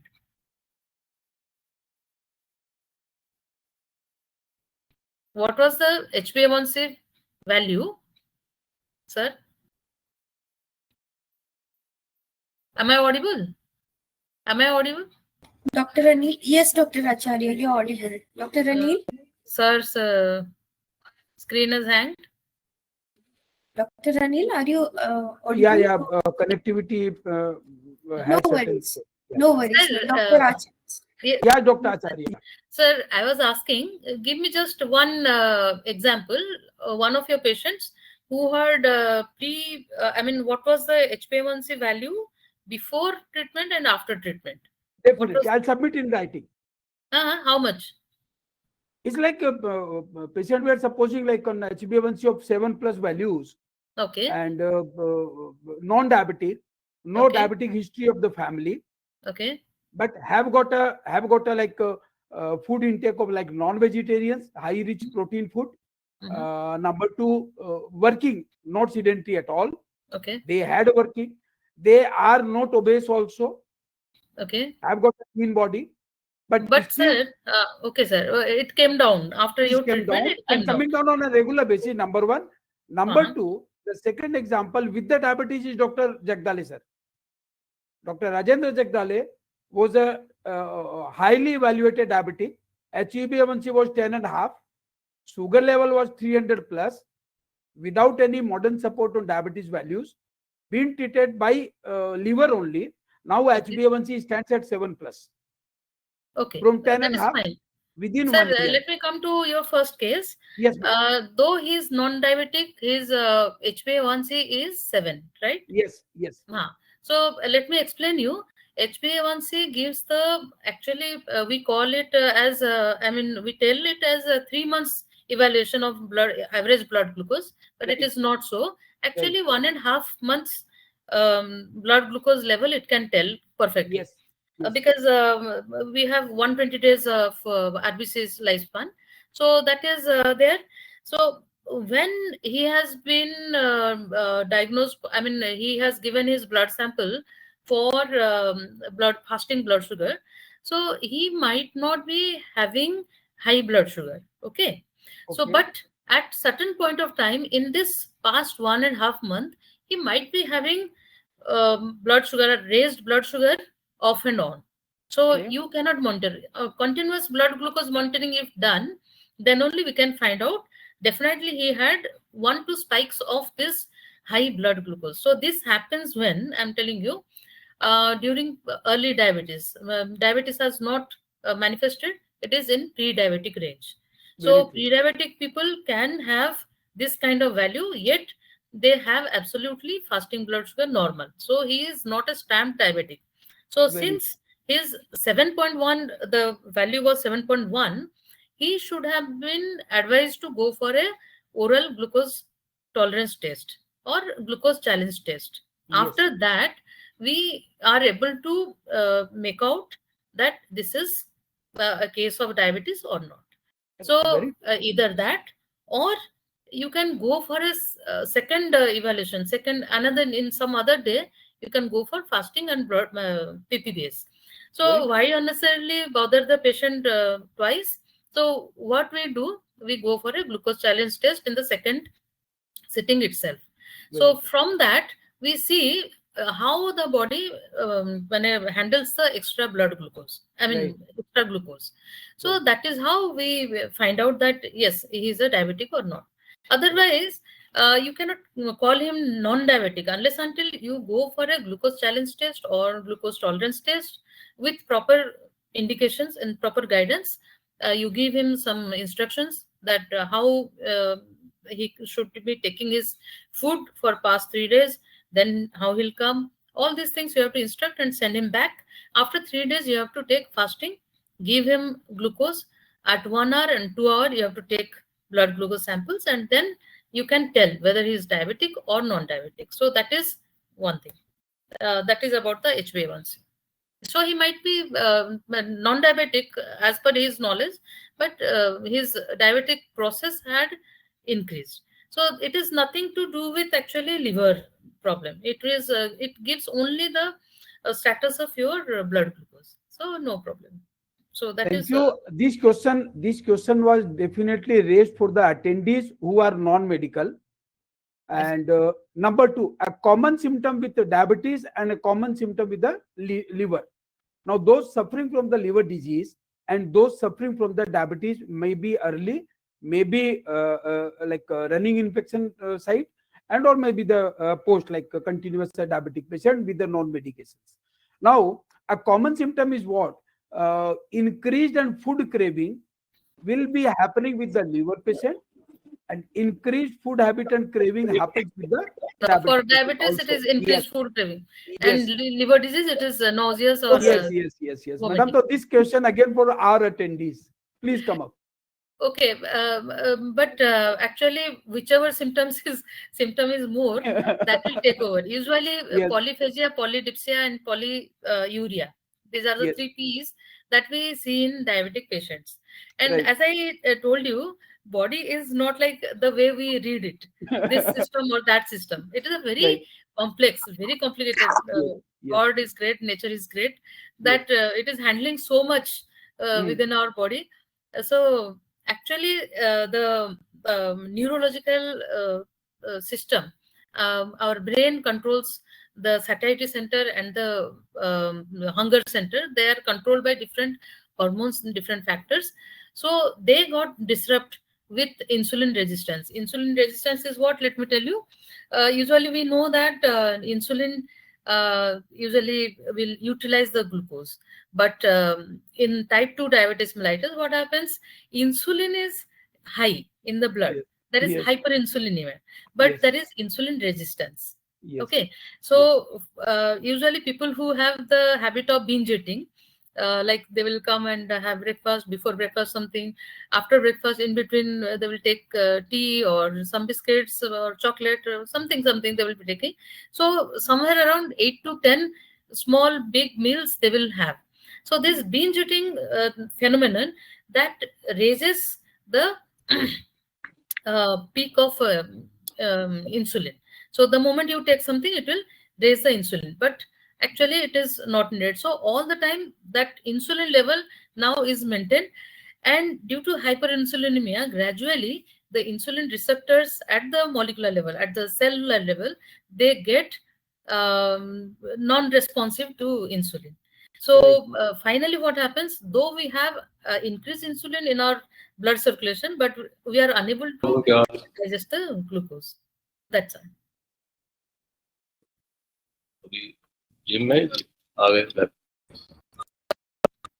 Thank you, Dr. Acharya. Okay.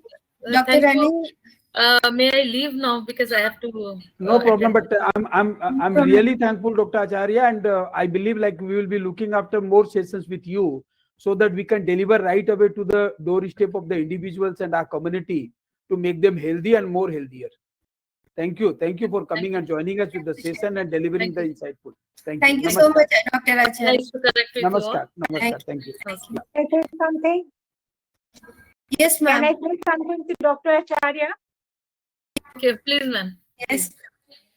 Dr. Acharya, thank you for this session, such a lovely session. I'm one of the speakers, but I'm really speechless right now after hearing you. And also want to say that I have, we have been very comfortable with all this analysis that you gave us. Suddenly you have scared me also with all the Well, insulin parameters and everything. It's like really scary. We've been eating comfortably. Okay, okay. HB1AC and, fasting sugar is so much and all that. Suddenly you realize it's too complex. It's not that simple. But thank you. Thank you for a lovely session. Thank you. It was wonderful hearing you. thank you. Thank you, Dr. Acharya. We are glad to have you. Okay. Thank you. Bye-bye. Bye, ma'am. So, Dr. Anil, I would just like that we have some questions. Let others also come. Other two speakers are there. So let them come and attend the session first. That will be better. Okay, Yes. sir. Okay. Yeah. Please continue. Now let's welcome Dr. Om Kumar that we have on board, and representing the future of medicine. Om Kumar is a second-year medical student at Moscow State Medical University, Russia, with a remarkable academic track record. His distinction in anatomy, biochemistry, histopathology, and microbiology have earned him gold medals in various Olympiads, marking him as a rising star in the medical community. We are thrilled to have him bring a fresh, dynamic perspective to today's discussion. So, Dr. Om, we welcome you, and we would love that if you could share some of your insights on today's topic. Dr. Om, please go ahead. First of all, thanks to everyone that you all considered me to be a part on board. So let's begin with our topic. That our topic is considered about obesity versus fat reduction and how it is impacting on autoimmune disorders. Basically, as a medical student, I will be briefing with the initial segment that how each questionnaire is arising and how everything is gonna state. So autoimmune disorder. Autoimmune disorder is something that we can consider in which our own body's antigens are attacked by our antibodies. Like you can say self-suicidal. Term can be given to those non-medical attendees that it is self-suicidal for the body. The diseases can be like rheumatoid arthritis, SLE, that is systemic lupus erythematosus, then type 1 diabetes. That is also a huge concern that we will be also considering in the obesity patients also, and etc. and etc. So as far as are concerned, that autoimmune disorders are a big approach, that why nowadays it is approaching, and nowadays as the civic states that in the female the autoimmune disorders are more into consideration because the female are gaining more antibodies because of the supplements that they are also taking. And not only we can tell that autoimmune disorders can be a part that females are into considerable point, it can be also due to some other medications that people are taking as a approach, that they will take two medications as a proper way without diagnosed with the proper physicians, but they are taking it. For example, I will take a live example that happened during my clinical history when I was supposed to attend the hospital practice classes. It was like one patient who was approached to take a nitroglycerin tablet by a physician, but due to some urge, he took tadalafil, that we commonly called as Viagra tablets. He took that tablets and hence got immediate hypotension and had a death. Because since nitroglycerin, as we are concerned with, it is a vasodilating drug that we take into consideration. And hence, after that, since the mechanism is also taking place after the nitroglycerin, nitrous oxide, and various other mechanisms are taking, that it will be more linked for, it will be not linked much for the non-attendees that are non-medical aspect. But there are some mechanisms that are taking into consideration.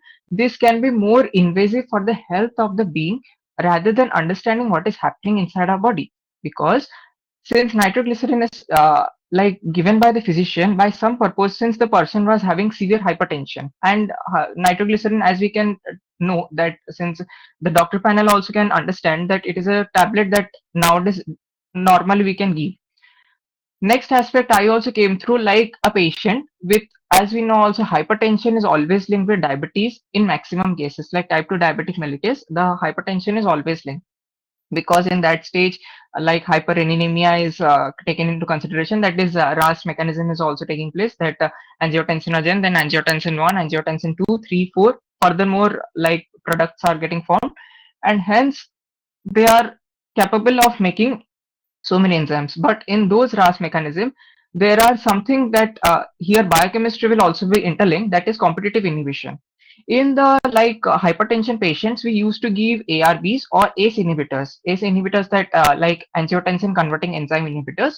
In this, it is an enzyme. For an enzyme particularly, we know that enzyme takes part and collects a substrate that is more competitively inhibited. Like here, we have two enzymes, two substrates that are like angiotensin and that is ACE inhibitor. But since our body is producing angiotensin, so our body knows that okay, the body is itself having a role that okay, I will always produce it. But the body also knows that ACE inhibitors can't be given regular basis because since the body is having its own phenomena, but ACE inhibitors are given artificially and they are like artificial supplements that we take as a drug. So here the body wins, and the angiotensin, here the competitive inhibition takes place. And for converting to the angiotensin, here the renin is coming into consideration because as renin is produced from the kidney, the angiotensinogen will be converted to angiotensin 1. So renin is here. Hyperreninemia here increases the GFR rate. GFR rate, that is glomerular filtrate rate, can also affect the kidney, but that we will consider in our further sessions of webinar that are affecting the other organs of our body. But here, since we are more concerned about GIT, that is gastrointestinal tract, and further, as like prevailing doctors also said that how this it's affecting on the GITs like liver and pancreas, islets of Langerhans. So now it's an approach, huge approach that we have to consider as a main goal how obesity is affecting, because our topic for today is how obesity is affecting autoimmune disorders. Okay, how obesity is affecting, first of all, I will go through a minute approach. Like we nowadays people, as I am also like normal nowadays youngster, just now I completed my teenage. So I just came through like, since we are also much fond of eating like wheat items like momos, pizza, burger, every such items we are much fond of, and everyone, I also even like, but now I reduce because after the knowing of the consequences, it is very deadly. This leads to celiac disease. This is a disease that is called because it is an autoimmune self destroying small intestine that are villus. The villus, if it will be disrupted in the celiac disease of the small intestine, then there will be no absorption. And as we know that small intestine is also divided into three parts: duodenum, jejunum, and ileum. The small intestine is having this villus for absorption not only for food, also for drugs, for all the metabolites and everything. Since duodenum is, as we know, it is alkaline in medium, mainly alkaline drugs will also be morely absorbed in those small intestine, duodenum especially. And we know that jejunum also helps in the absorption of folate, and vitamin B12 is helping in the absorption at the part of the ileum, and furthermore, that leads to more like pathology and all. So these all are the aspects. In this celiac disease, what happens? These villus are getting affected. And for that, we have to avoid eating wheat and gluten food. Wheat and gluten food, how it is affecting, it is itself harassing those cells and those apparatus that are present in our body. If those will be affected, how a body can perform well? It can't. So it is a lean methodology that I came through a clinical apparatus for our topic for today. Next, coming to other diseases like type 2 diabetes. As I said, type 2 diabetes is something related to obesity. Like we are considerate that hypertension is also a concern. And like our doctors also said today, that there is also a urge of eating. And obviously you would have seen diabetic patients to be getting more irritated. First of all, they have their imbalance in their body. Imbalance in their body in the sense there will be disruption of certain enzymes in our body. The diabetic patients also, because normal people have some certain range of the enzymes like blood glucose level before like fasting, after fasting, like a post absorptive period and all. But since in the diabetic patients, first phase is they have a high peak of anger issues because of hypertension. We know hypertension patients have more anger issues, and I said it beforehand that how diabetes is interlinked with like uh, hypertension, because hypertension leads to hyperinsulinemia, hence more consequence with the diabetes and all. For this also, since Dr. Anil is preparing for more apparatus like polyherbal medications, it I know it will be more helpful in the future aspects. But as far as I know, I'm doing in allopathy. It is like we used to give ARBs or ACE inhibitors, that is lisinopril, captopril, and etc. If it is a more deadly patient, like more severe conditions, we have to give encaptopril, that is a IV drug, because IV drug have more absorptive action. These are the basic consequences. Next, like we have certain other sort of diseases, like I also considered in our body is having certain mechanism, for example, inflammation. In the inflammation, for autoimmune diseases, there is certain enzymes called as leptin and adiponectin. The leptin is a enzyme that is present in our body that helps in making the inflammation more. But for making the inflammation more, it is not a proper adhesive and a proper cure for a patient to undergo and handle it in a proper way. So in our body, there should be adiponectin also in the same and equal amount so that it can be anti-inflammatory also in action. But during autoimmune disorders, the adiponectin content is very less in our body. Since this adiponectin content is very less in our body is itself getting harassed that how it will perform. This is one consequence. Next consequence affecting in our GIT is liver. Liver is the sole role performing because of obesity. Mainly for obesity means we can consider that is NASH, that is non-alcoholic steatohepatitis. NASH, non-alcoholic steatohepatitis, it is a consequence, but it is not that much deadly like alcoholic liver disease. Though it is more harassing non-alcoholic, but it should be taken into consideration because alcoholic, as we know, the necrotic diseases like macronodular cirrhosis is more found in the alcoholic liver disease. This macronodular cirrhosis is something like our liver is a parenchymatous organ. The parenchymatous organ means the liver is highly shiny and polished. The nodules, what happens, like they starts appearing over the liver, and when the nodules are above the range of 3 millimeter, we call it as macronodular cirrhosis. Hence, cirrhosis is also a part of consideration because cirrhosis, though it is having also three stages like cirrhosis, hepatitis, and last stage is cirrhosis. If the patient is in a steatosis stage, it can be reversible, and with certain drugs, it can be cured. But if it is coming to hepatitis and cirrhosis at final terminal stage, it is very dangerous and we have to treat the patient as soon as possible. Or else if it is a very terminal stage of cirrhosis, we have to do liver transplant. Next, we have certain liver disorders that is called as autoimmune hepatitis. Autoimmune hepatitis are also further divided into type 1, type 2 and type 3. Mainly type 3 is very rare, so I won't consider it much because type 3, it's like very rare symptomatic approach is taken into consideration, and nowadays it is not also more effective. Most concern is for type 1. As I said that females are most prone for these autoimmune disorders because females have more antibodies present inside the body. And hence the type 1 is specified with antibodies that I will call out as anti-nuclear ANA, anti-smooth muscle actin. These are the type 1 antibodies for the autoimmune hepatitis that are present in our body that is affecting though for the patients with suffering from the type 1 autoimmune hepatitis. Next is type 2. Type 2 is something that is like affected with most among the children and young adults. For them, the separated aggregated like antibodies I'm reading out as anti-liver kidney microsome, that is LKM1, that is mostly affected for hepatitis C, anti-LKM2 drug induced, and anti-LKM3, that is hepatitis D.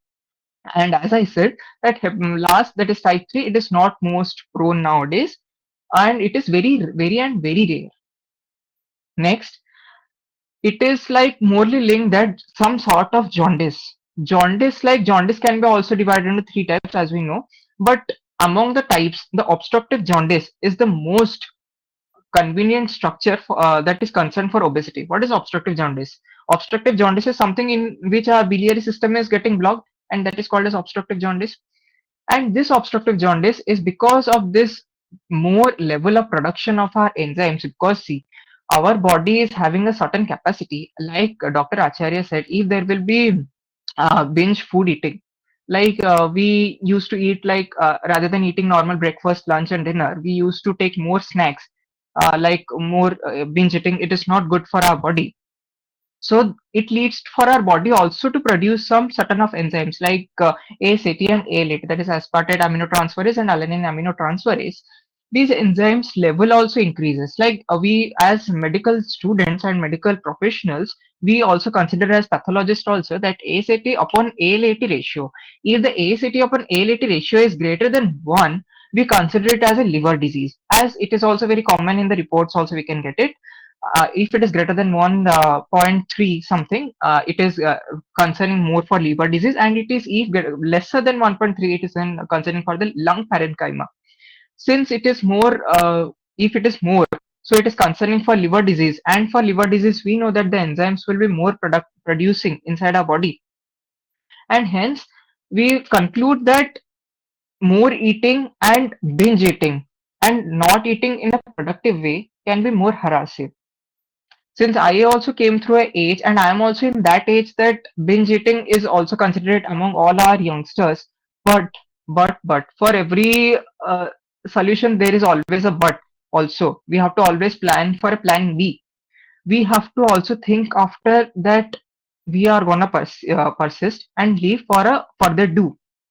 And for that, we have to make our lifestyle more healthy, more tolerable, so that we can live a very happy life and lead for ourselves very enjoyable. Because always think that you are living for yourself and for your own ones, because for them your life is most precious. And with this I would like to conclude my all this presentation, and I would be glad that all of you attendees and the doctors would be mobilized, that this would be helpful in the sense of the clinical aspects, and non-medical attendees too.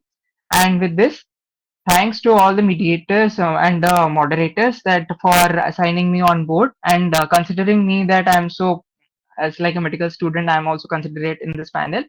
Thank you so much. Thank you.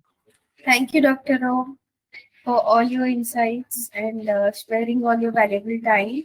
Yeah. And Dr. Anil, if you just wish to Really, have a note really, with really, it's awesome. Om, Shubha has invited you and to keep on board, and we as a company also looking forward with you, because you have upcoming 2-3 years in the future, and Yes. so insightful, so hearty. Within 2 years, you have gained. You have a very bright future, and as a company, next 3 years, Thank you we will so be much, looking sir. after to keep you on boarding continuously as and when desired and required. Thank you so much, sir. It means a lot for me. No, but definitely you have an awesome presentation. Definitely, within medical community, we will be looking after to have a presentation with your hands. Here we have like non-medical people are just either will slip down or will to look after here and there at WhatsApp chat. Yes. So, but even like you have carried awesome presentation. Just have like two more speakers are there. Then we'll have a common discussion. Okay, thank you so much, Yeah, sir. Subha, Thank go you. ahead. yes, sir. Yes, sir. Okay. So now let's proceed with Miss Pratima Srivastava, and she's also the speaker of the day. I welcome her. And Miss Srivastava is a mental health social activist whose passion has transformed lives. In 2019, she founded Hello Happiness, a secure, confidential online counseling platform that has touched nearly 20,000 lives. Her work and addresses the silent pandemic of loneliness, depression, and body shaming, among others. Her book, You Talk, I Listen, Healing Through Conversation, endorsed by HH, the Dalai Lama, shared powerful stories from her platform, offering hope and healing through the art of conversation. So I welcome Pratima ma'am on board, and I would just like if she can share her insights upon today's topic. Miss Pratima, you can go ahead. Thank you so much, Sanchita. Thank you for your introduction. Thank you. And thank you for getting me on board, Dr. Sharma. Very happy to be here and listening to all the insightful information that has been given to us up till now. I'm sure it's going to be very, very helpful for the common man, for humanity, to address a whole lot of issues that they are facing. And as you rightly say, that liver is like the origin, and if that doesn't function properly, then everything is going to go haywire. So I do think it's a very important topic and a subject. To start with, I would like to say I fully agree with Dr. Jagdale when he said a holistic approach is more important than just addressing something symptomatic, standalone, as is done in a lot of medical practice right now in the allopathic system normally. Whereas the Ayurvedic and the ancient systems are looking at a holistic way of life and a holistic way of addressing even problems or diseases or whatever it may be. So I fully agree that the way forward is the holistic approach. And I'm sure Ayurveda is going to play a very, very important role. It is already doing that, but I'm sure in future it's going to have much more important role to play than what is happening right now. I would also say that what Dr. Acharya said, some of the terms that she used were very, very, very difficult for me also to understand. But I feel what she says, the microplastics, the chemicals, everything that we do not know about so much is playing a great role in our lives and really disrupting the whole system. The imbalance is being created on various levels, which we were not even aware of. The earlier lifestyles and today's lifestyles mean there's a lot of challenge where people are not able to address it in their daily lives in a simplistic way. So I also feel that this is going to be an important part for us to address over here on this platform. And I must say, we as people who are dealing with emotional health, we think everything starts from the brain and everything else is after that. Like God has created this body where the head contains the brain and right at the top. So we are the ones who are forever saying that your brain is the one which is making everything work in the body in a systematic, non-systematic issues, problems, whatever are there, are coming from the origin is the brain. And if you want to recover, then the brain is the one which is going to really make it happen. Apart from all the other supplementary things that you get in terms of medicine or, lifestyles, exercise, all those things which are being talked about, those are all going to make a difference to your disease patterns. Fortunately, we at Hello Happiness have a slogan which says, be happy, be healthy, be immune wealthy. And what I mean about being immune wealthy is like mental health and immunity are two sides of the same coin. If you have good mental health, you will have good immunity too, and vice versa. If you have good immunity, you will have good mental health because your body, your system, all the enzymes like serotonin, and we know about those enzymes, are created when you are happy, and they boost your immune system in a way which is not visible, but happier people have better immunity and less diseases for sure. So working on happiness also improves your immunity and definitely gives you better health, physical as well emotional health. As we said, everybody's talked about, there have been so many varied manifestations of diseases post-COVID, and it's been a very, very challenging period for all the scientists, the doctors, and people are still struggling to find the right base or the reason behind what's being manifested. Every body is unique, every human being is unique, and that's where the challenge arises, because you need to treat individuals with an individual potential and an individual point of view. I'm going to very briefly touch upon binge behavior with a special reference to emotional health. I don't like to call it mental health. Somehow the mental health has a different impact on your mind also. So emotional health and the long-term effect on individuals, because one thing which is certain, that mental health, emotional health is not a short-term, short-term episode. It requires long-term working, it requires continuous working, and only then it improves from any point that you start from. So what would be a binge behavior? So a binge behavior is not just about food, because we have earlier speakers have talked about the food and the importance of food in your health, in your emotional health and physical health both. Let's not forget that food is what gives us the energy, the oxygen which the body runs. Primarily, that is our food, the oxygen that we get from our food that we eat. So food has a very important role to play, and right kind of food, right activities, the balance of all the aspects of life really make it easy for a disease-free or a lesser disease lifestyle. So binge behavior can be drinking, eating, shopping. Even shopping is a binge behavior. It's not like just eating and drinking are binge behaviors. And studies say that all types of binging are ways of dealing with negative emotions that are neither rational nor healthy. So when we say negative emotions, how are they created? Where are they created from?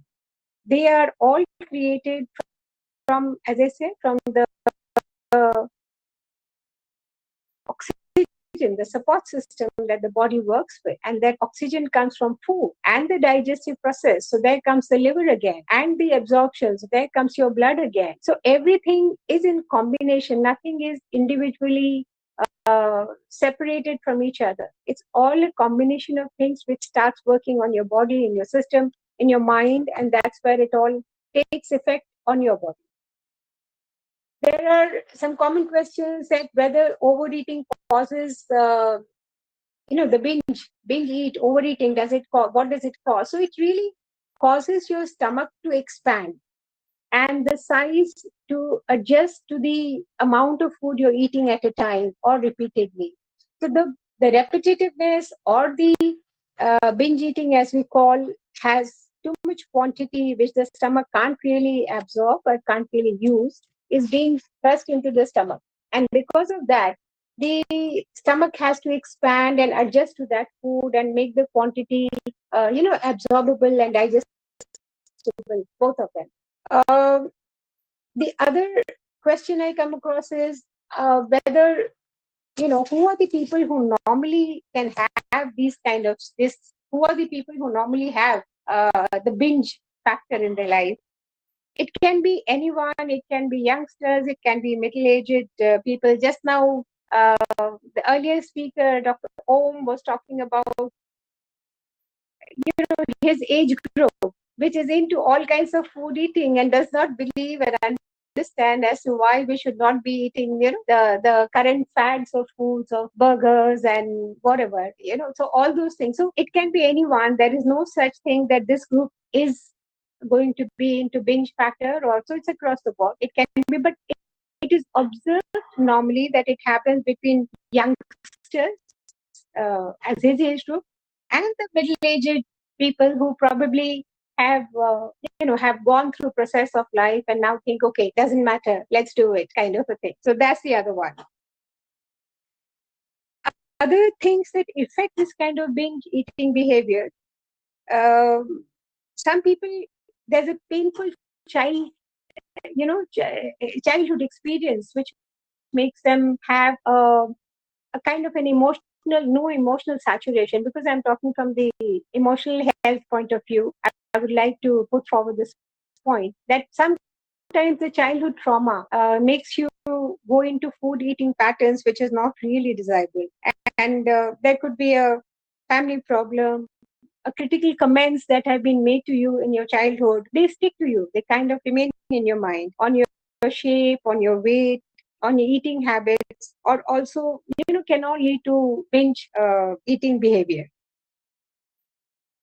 Then there are various physical problems that come in due to the binge behavior. Health, from the type 2 diabetes, heart disease, certain types of cancers are also possible.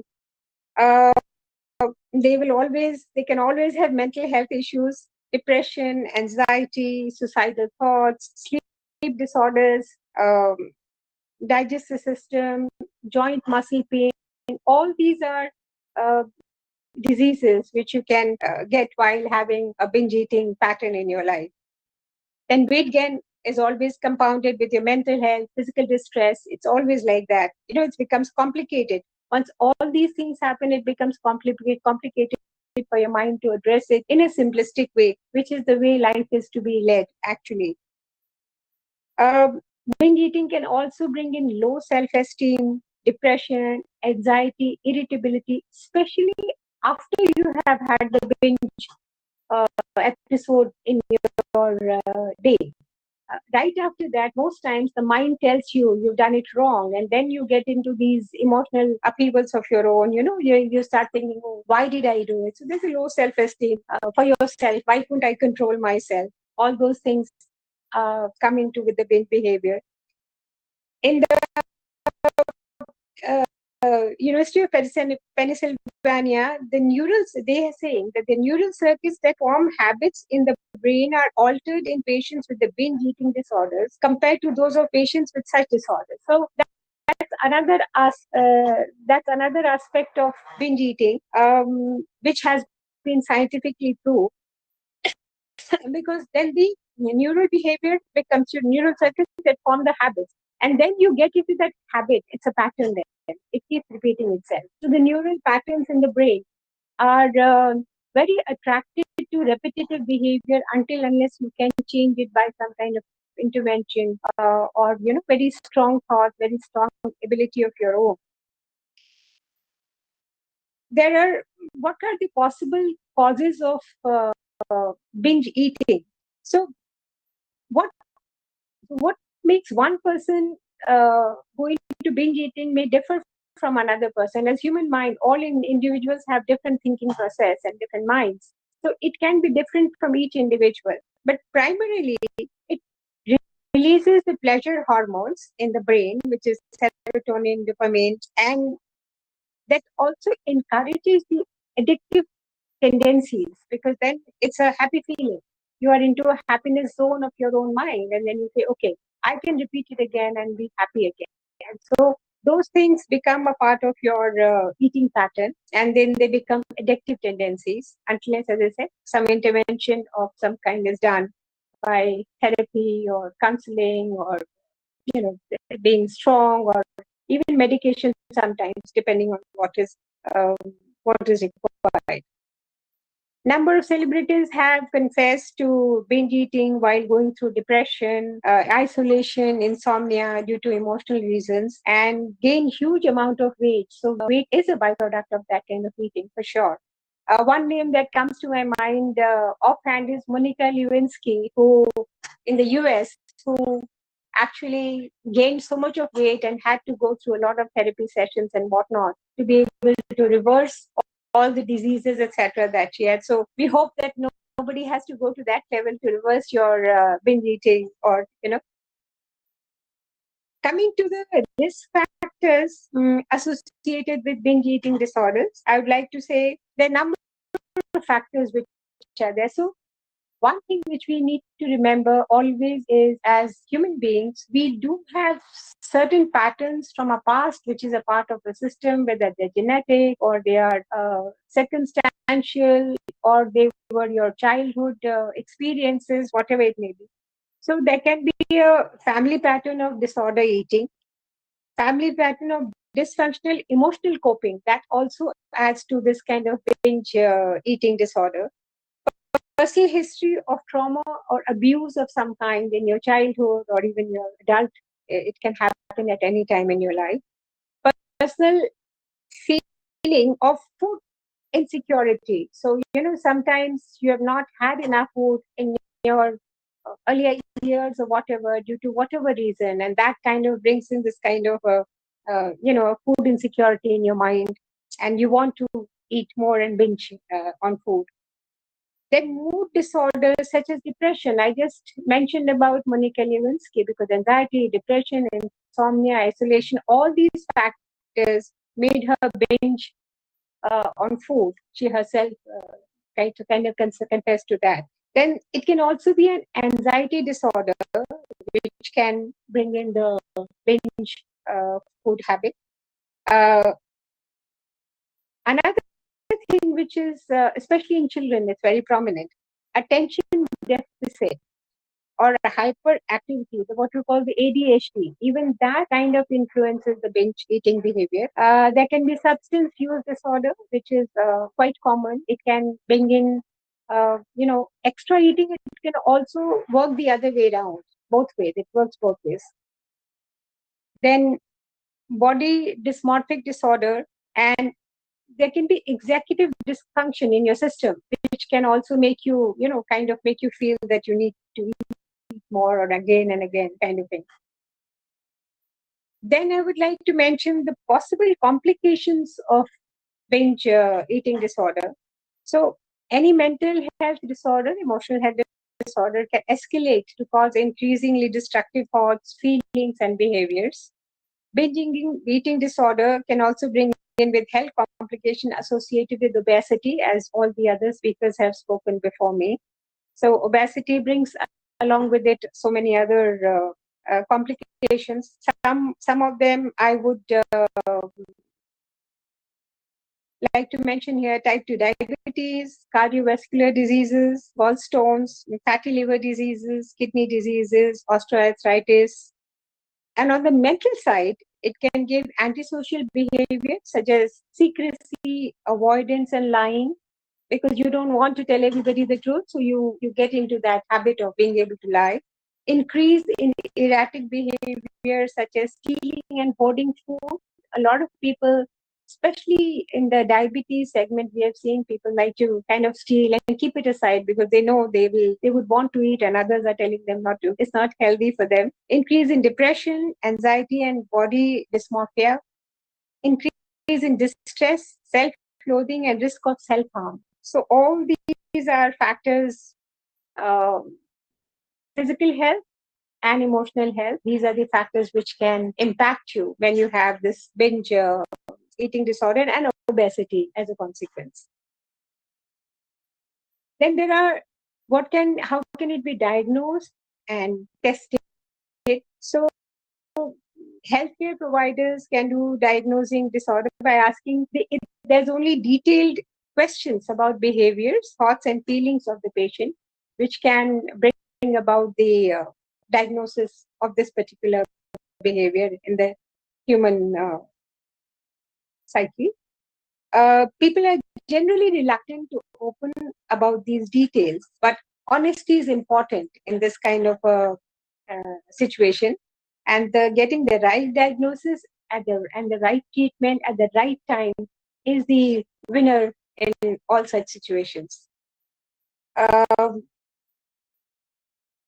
family physician can do that. It is easy for a family physician because they do know a lot of history and background about the family also. So it's easier for a family physician to bring about this diagnosis. They can analyze the answers and they can, diagnose the results.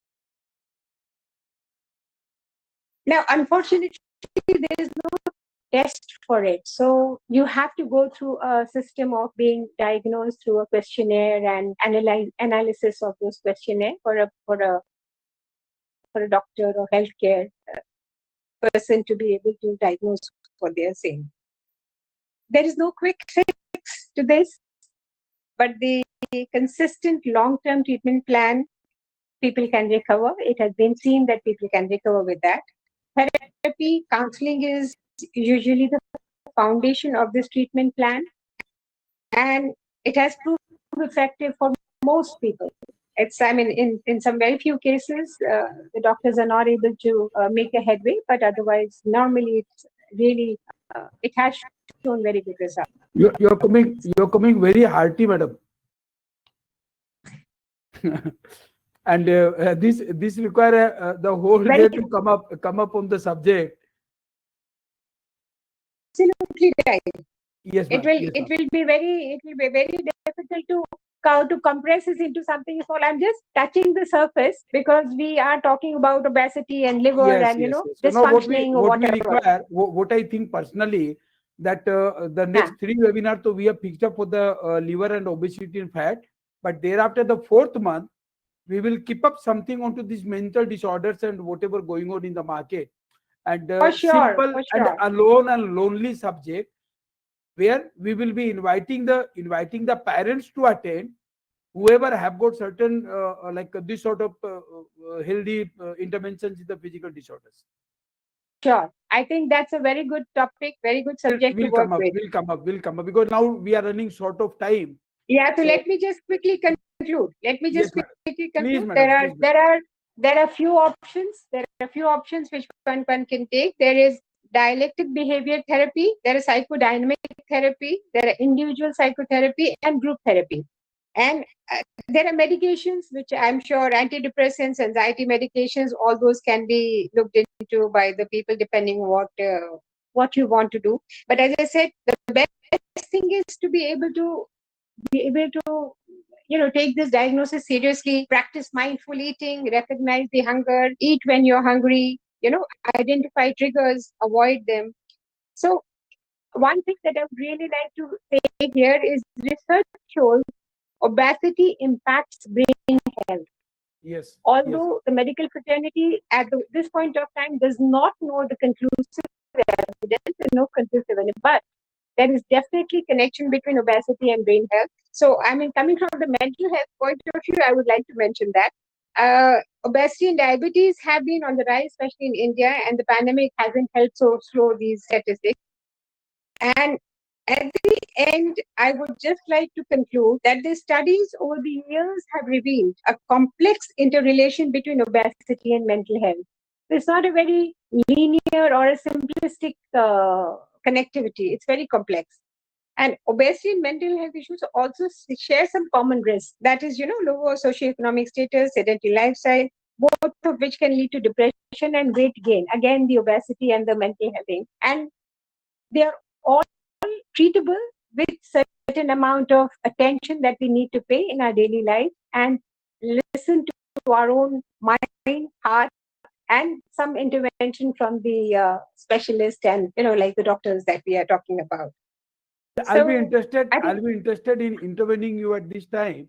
Like whatever delivery you are making now, one thing is very assured, listening to the other speaker also.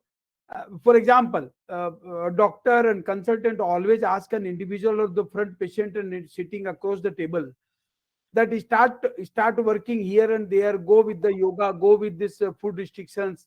But you know what exactly happening? Under any circumstances, because last my 24-25 years of practice, I have seen under any circumstances, individual, male, female, or kids, or parents, they fail to restrict individual to go with the craving. And that is the reason we are running around with number of disorders, diseases, infections. So something has to be looked into.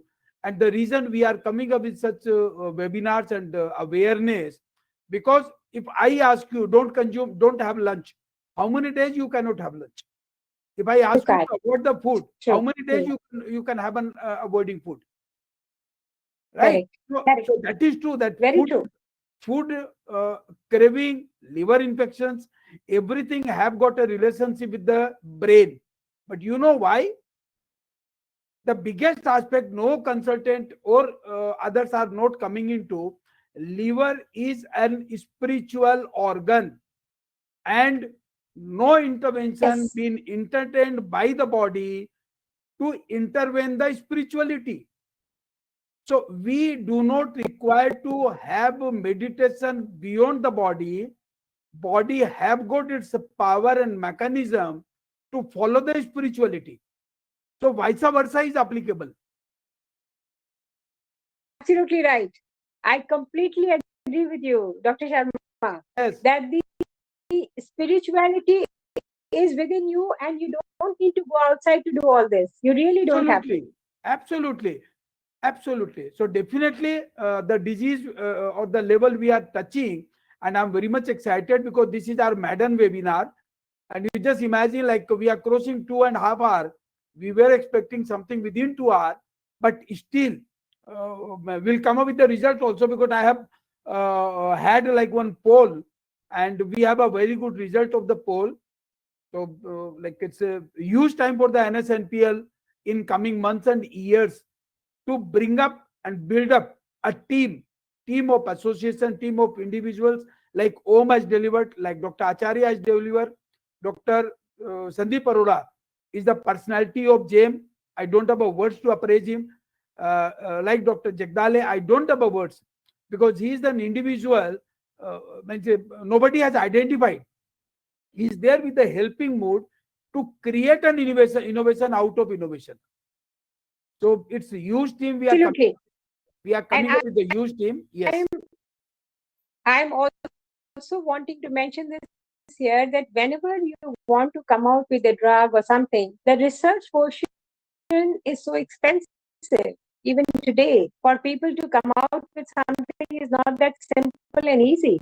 In spite of the knowledge that people have, like people like you have the knowledge, you have the bandwidth, you have the understanding, but to be able to come out with some kind of a drug or whatever is a very tough job. So, like even we in mental health. That is the area, madam, nobody is talking. Right? For Yeah, Dr. Acharya, she delivered definitely all the theoretical part. Dr. Acharya delivered all the theoretical part of it. But at all, if we go ahead with the discussion, nothing out there in the practical market to target the whatever infections. That's what I'm saying. It's very difficult for a person like you with research background, with the medicine, with your ability and understanding, or like even for me, we also have so many interventions possible, but it's very tough, very hard to do it. So I'm hoping something will happen in that segment also. No. Our subject will be coming up again with the food and obesity with the mental disease. Sure. But again, I'll appreciate at least Dr. Acharya tried to place and deliver the right combination of infections, symptoms which others can't. I never had this. So this is quite appreciable. We are going to we are going to have a presentation to her. Very nice. Thank you. Yes. And you again a personality. Thank you, sir. And definitely will be coming up with the mental infections in the market. This post-COVID I'm facing every day. Every day or other day I'm getting the parents coming with the kids to have this sort of infections. Now, personality and behavior disorder. How many of the consultants, how many of the MDs dare to find out and diagnose the symptoms? No. They don't. And they have only psychiatric consultation. And thereafter, the life of the patient, life of the individual, life of the kid, and that together with the life of the parents are getting changed to 360 degrees. Absolutely. There is a paradigm shift in their behavior because they think, oh, something is really wrong here, which is not true. So just have some. Thank you so much. Yes, madam. Just get me some time because the last presenter is there. Later concluded, and we will come up with the audience questions and other discussions continue in between. Thank you, Ms. Pratima. Thank you, Ms. Pratima, for your insightful representation. And we generally relate to your topic about the mental health and all the binge eating habits you told. Thank you so much for that. So now let's proceed because our attendees have been waiting along. So let's proceed with Dr. Dishya. And I would like to welcome her and have her on board. Dr. Dishya, with her qualification in BA-MS, PGDC, PGDT, and PGDOM, is an Ayurvedic practitioner, and she is also a co-founder of NSNPL, who brings the wisdom of ancient medicine to modern health challenges. Her holistic approach to managing obesity and autoimmune diseases offers a valuable perspective that bridges traditional knowledge with contemporary practices. She has also contributed in the research of the immunomodulatory product Verulina, as well as its publication. So I would like Dishya to speak some words and share her insights about this topic of the day. And welcome, Dishya. And please go ahead. Thank you so much, Sanchita, for the kind words and for the introduction. Good afternoon to all the attendees. I hope all of you all are attentive right now. So I would not take much of your time. Just give me a moment so that I can just share my screen with you all.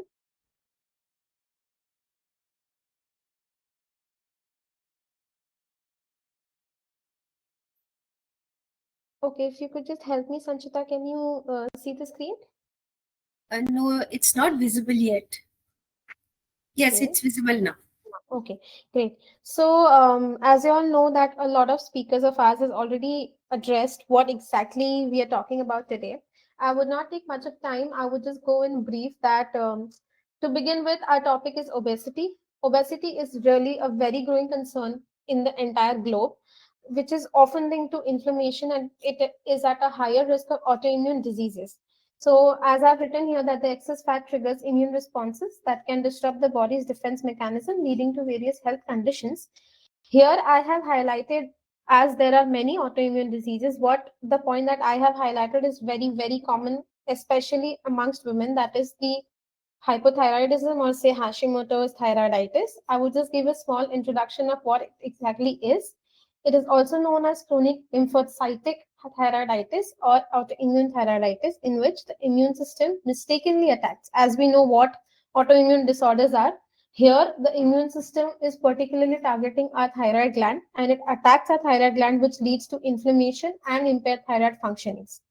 So here you can see that the normal thyroid is non-inflamed and is a particular direction. Here we can see that it is an enlarged thyroid, that is the swelling of the thyroid gland.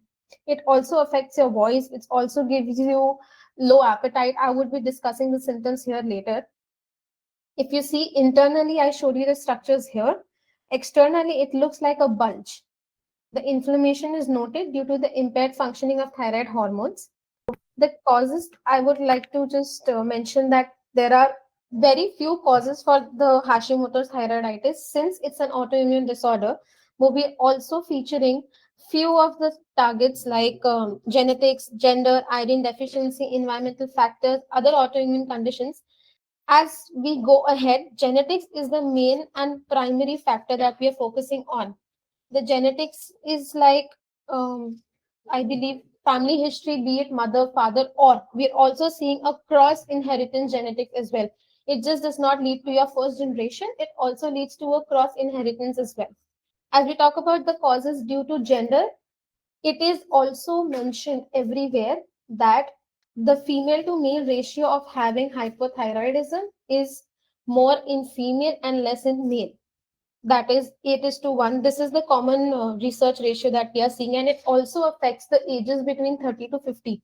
This is a very vague age category in today's era. Like if you see from past 4 to 5 years, not just these age factors, but also it is very common in being females who are more, who are above 20, 21, especially happening because of PCOD, lifestyle changes, etc., which is also a cause of obesity. The third cause is iodine deficiency.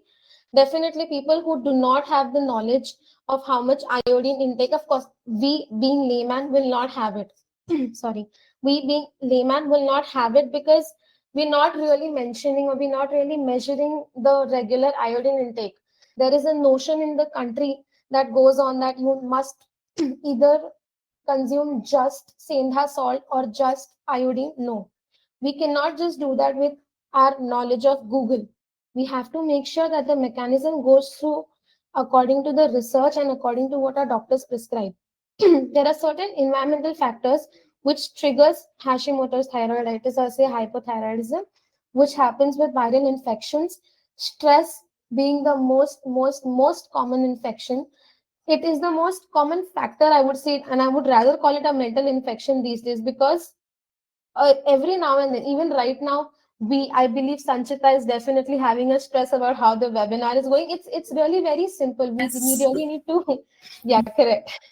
We really need to focus on, today. Like, I'm not telling that we focusing on how will tomorrow happen or what will happen. It's just very basics. Like I mentioned, our stress level starts from now. So stress plays a very major important role in all kinds of autoimmune disorders. People are mentioning, doctors are mentioning, all the mental health activists are very much active about mentioning stress being the most important factor in leading or giving thyroid or giving any autoimmune disorder or trigger.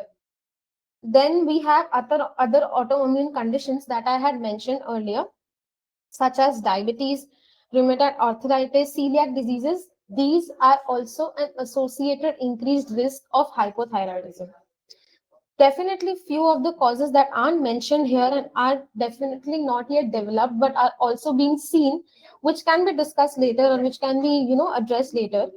So the symptoms where I'll talk about now is these are the common symptoms that you notice in hypothyroidism or thyroiditis. We're not talking about obesity currently, but these is a general symptom that you can see. We can see hair loss, we can see depression, which is a major cause. We can see hearing loss, we can see hoarseness of voice, as I mentioned, because of the thyroid gland swelling. There is a hoarseness and heaviness in your voice that you can see in the patients or you can see in the females suffering through.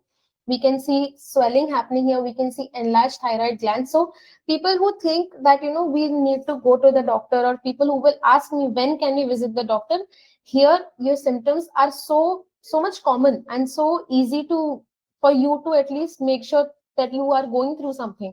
You can notice that your voice have got heavy, you can notice that your breath has got shortened, you can notice that there's a swelling near your glands or near your thyroid gland, or you see externally you have a bulge towards your throat. You can see all this. But when I compare it with obesity, there are different factors. Hypothyroidism is not obesity, and obesity eventually is not hypothyroidism. But yes, both are interlinked with the symptoms. So if I say about the differentiations, obesity and hypothyroidism both have weight gain, but weight gain in hypothyroidism does not restrict to your areas. Whereas in obesity, the excess body fat is in a particular area, like around the waist or around the gluteal region. As compared to your skin, since I am more into skin disorders with cosmetology, so I have noticed that the pigmentation around the skin folds in obesity, yes, one of the major pigmentation factor that I have noticed and people might have heard is Acanthosis nigricans. I'm pretty sure Dr. Om will enlighten us with it if he knows about it. And for hypothyroidism, dry skin, hair fall, dry hair, every other thing related to your skin will be noticed, but it won't have you pigmented skin. There is where we can differentiate between obesity and hypothyroidism. We'll see shortness of breath, we'll see depression, we'll see joint pain, we'll see muscle weakness in hypothyroidism. But the most common feature that can differentiate between obesity and hypothyroidism is the hoarseness of voice. That you will not notice in obesity. But definitely people who are obese can have chances of hypothyroidism. That can be a link, but it is not always the case.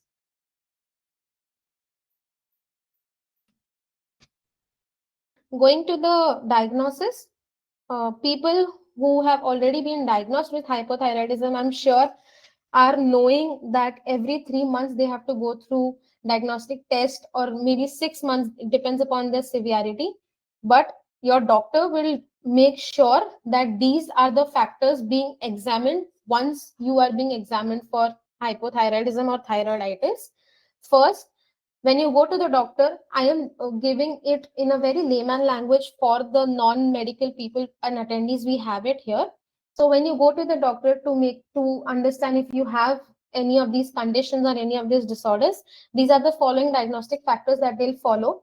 They will be taking a medical history before you start with your blood test and your radiological test, because as I mentioned, the genetic causes are one of the major factors in autoimmune disorders. It is 80% of the times it has been genetically transformed, or it has been genetically transferred to you from your parents, or again cross inheritance. So it includes symptomatic evaluation, it includes detailed family history of either Hashimoto's thyroiditis, hypothyroidism, or any other different autoimmune disorders such as diabetes. Then we have some pathological diagnostic factors. The first being thyroid stimulating hormone, that's the TSH. High level of TSH noted in the blood can be a diagnostic factor in the gland who is not producing enough thyroxine. That is when we know that, okay, this can be a diagnostic marker for hypothyroidism. Second, we have low level of T4 in the blood. Third, when these two are ruled out, we go to the antibodies because it is an autoimmune disorder. We will not just restrict ourselves to T3, T4, TSH. We will go into antibodies looking if actually it is being aggravated that much or not. So we'll go for an antithyroid antibody test, which will result and detect if there are antibodies in the blood or not. We'll go for an anti-thyroid perioxidase antibody. Now, this is a very huge name for the layman over here, but I would suggest if you hear something called TPO, anti-TPO, make sure that you know that the doctors are telling you that they want to rule out the antibodies in you which are damaging or which are not damaging.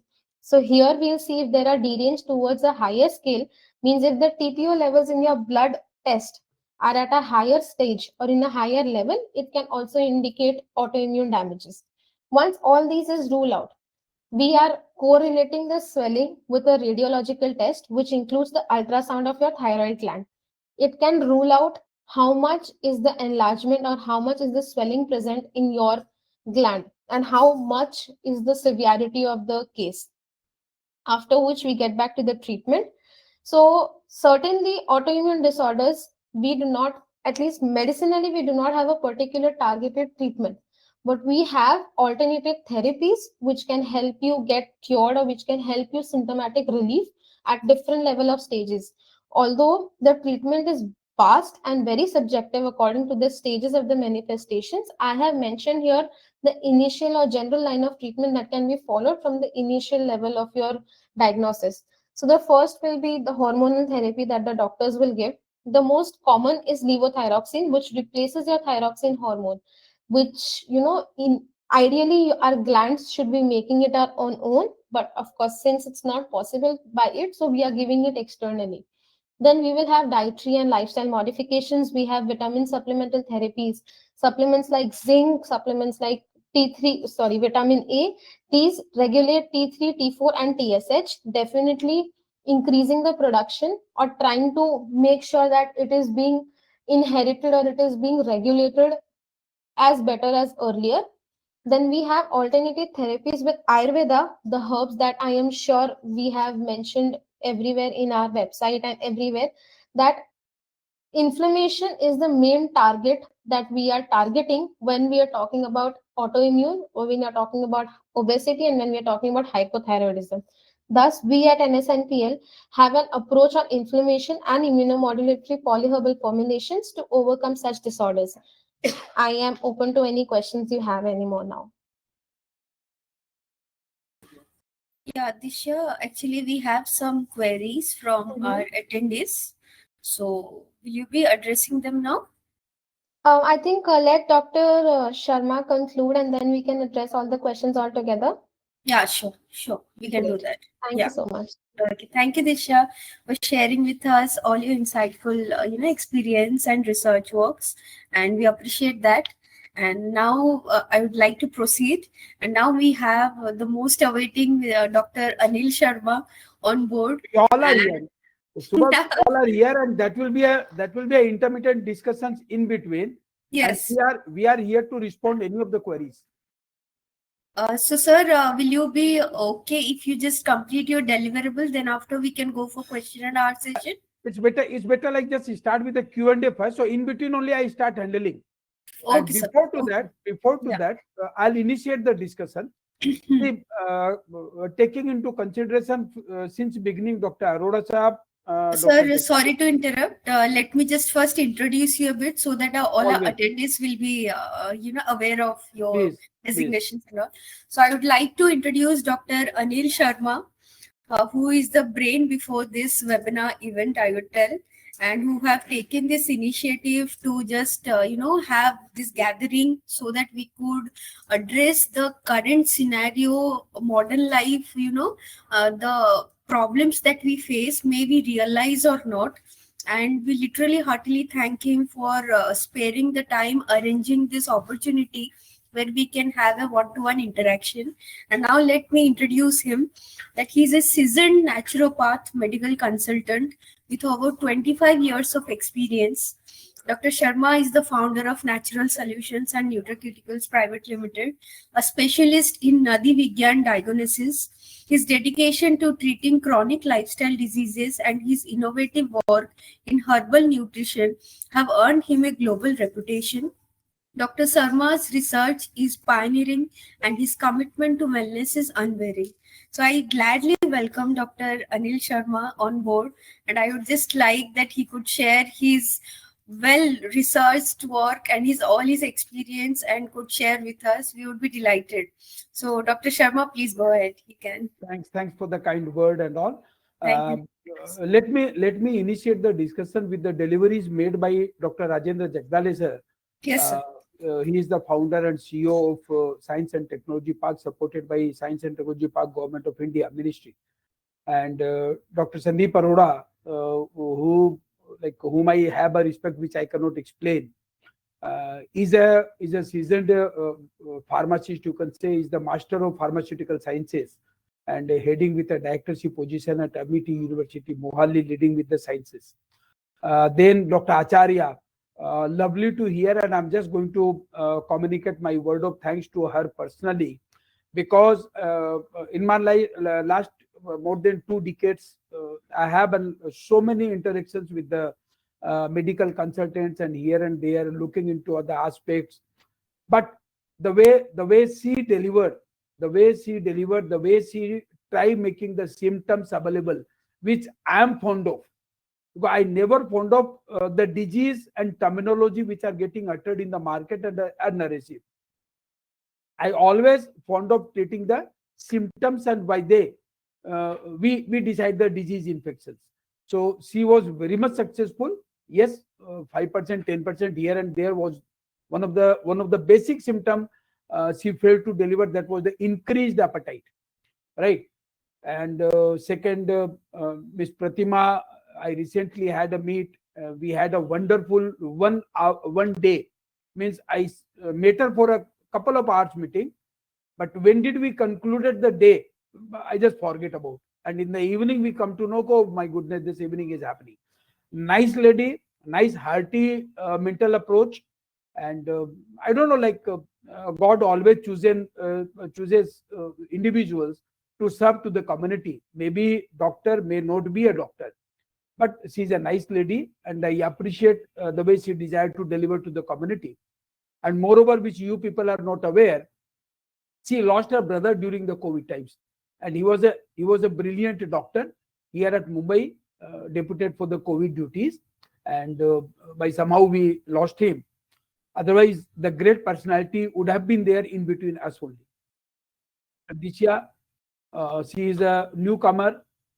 Dr. Om, again a newcomer, have got like a couple of years in front. I love him the way he delivers, and definitely NSNPL is going to keep her slot everywhere. We had a word from Dr. Sandeep Arora at my mobile regarding Dr. Om, that he is going to have a brilliant future, and I believe like he is going to have a brilliant future with an NSNPL only. So end of the day, Dr. Dishya was there working on to the hypothyroidism.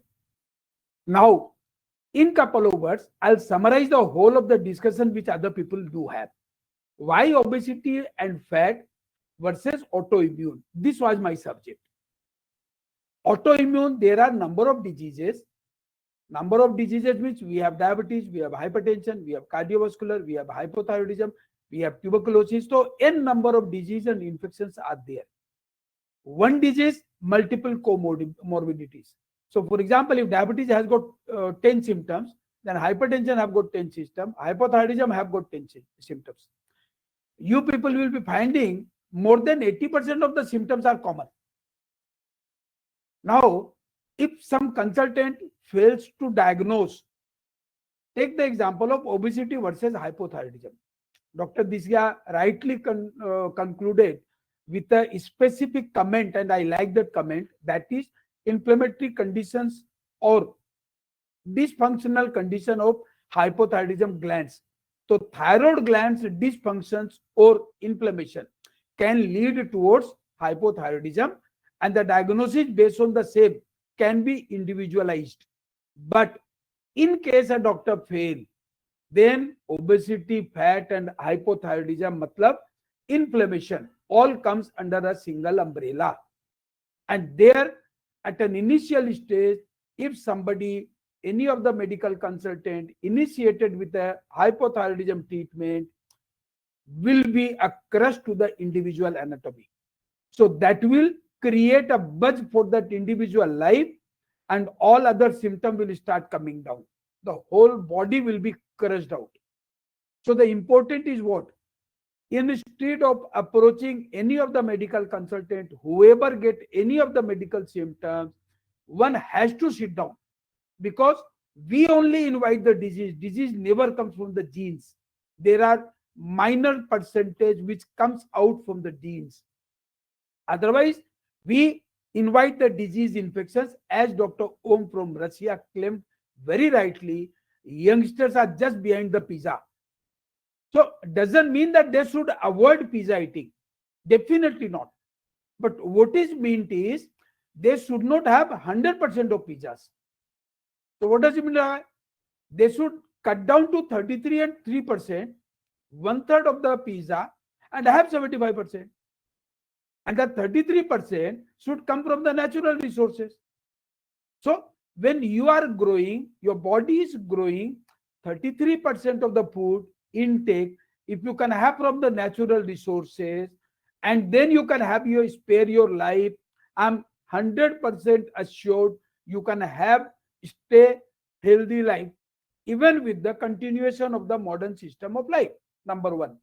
Number two, there are certain narrations moving in the market. You follow yoga, you follow intermittent, you control food, you control this, you control that, and you will be out of the obesity and fat management.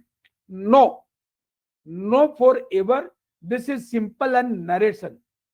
Number two, consuming protein, which is a basic feature in today's market. I don't know whether people are aware of or not.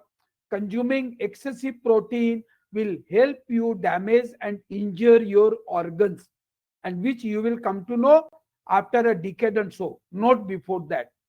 So once when you come to know that something is happening in our body, negativity is approaching, but the time has gone. So there you will be with the number of diseases, and you will forget who guided you to consume the excess protein to cut down the fat. So this initiative, what we are taking to come up with the different webinars, and next 3 months company has decided to let the people have an awareness on the fat metabolism, what exactly is, as Dr. Acharya explained all the symptoms, hair fall, fat cutting, with the running food, without objecting, without stopping, without following intermittent fasting, without having any sort of fasting, you can well under the fat metabolism. So that is our narrative. We are here to deliver the genuinize non-medical education to our individuals and community, our attendees, and we are not here to sell any of the product at all. So NSNPL is a clinical management company, not the product selling company. This is the single line, single narration we desire to deliver to all our attendees. Now, individually, I am available for any sort of questions to discuss about any sort of disease infection, especially on the obesity, metabolism, liver infections, and others. Yes, Subha. Thank you, Dr. Anil, for sharing with us your experience and your insightful knowledge. So now let's proceed with the Q&A session. So for a long time, people have been waiting for this. So let's Please begin. go ahead. Please. Yes, sir. So let me just come to the questions. So, sir, there have been many. Dishya, you are telling something? No, sorry. You can continue with the questions. Yeah, okay. And then I will just have a word before you give your photo time. Just let me know once you're done with the Q&A. Yeah. Okay. So we have a question like from many of our attendees that whether they'll be getting the PPTs over the email. So, sir, if we can address them. See, the PPT designed from Dr. Sandeep Arora is completely a medical PPT, and which I don't believe that non-medical individuals can understand those logics. If they have any queries, better they do share. They can approach us on mail, and we will respond them in their generalized language to make the people understand. And we won't be charging any of the professional charges there. That will be completely free to educate the people. Okay. Any of the medical consultant, if interested, definitely we can share. Okay. So I guess the attendees who had asked for PPT, they got their queries resolved, that they can drop down their email IDs so that if they have any specific query relating to the PPT, they can just drop down over there, and Dr. Anil will be addressing them directly, and there they can also ask for the PPT, and they can avail it at no cost. Yeah, as mentioned by Dr. Anil. So now let's proceed. We have we have also some attendees who were asking if they will be awarded the participation certificate after the webinar.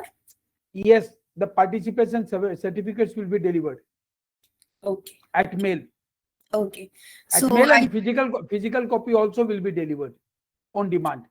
Okay, so I just request all my attendees who just asked for the participation certificate, please do drop down your mail ID, and we will be sharing it with Dr. Anil, and he will be sharing you the hard copy as well as the soft copy at the shared address.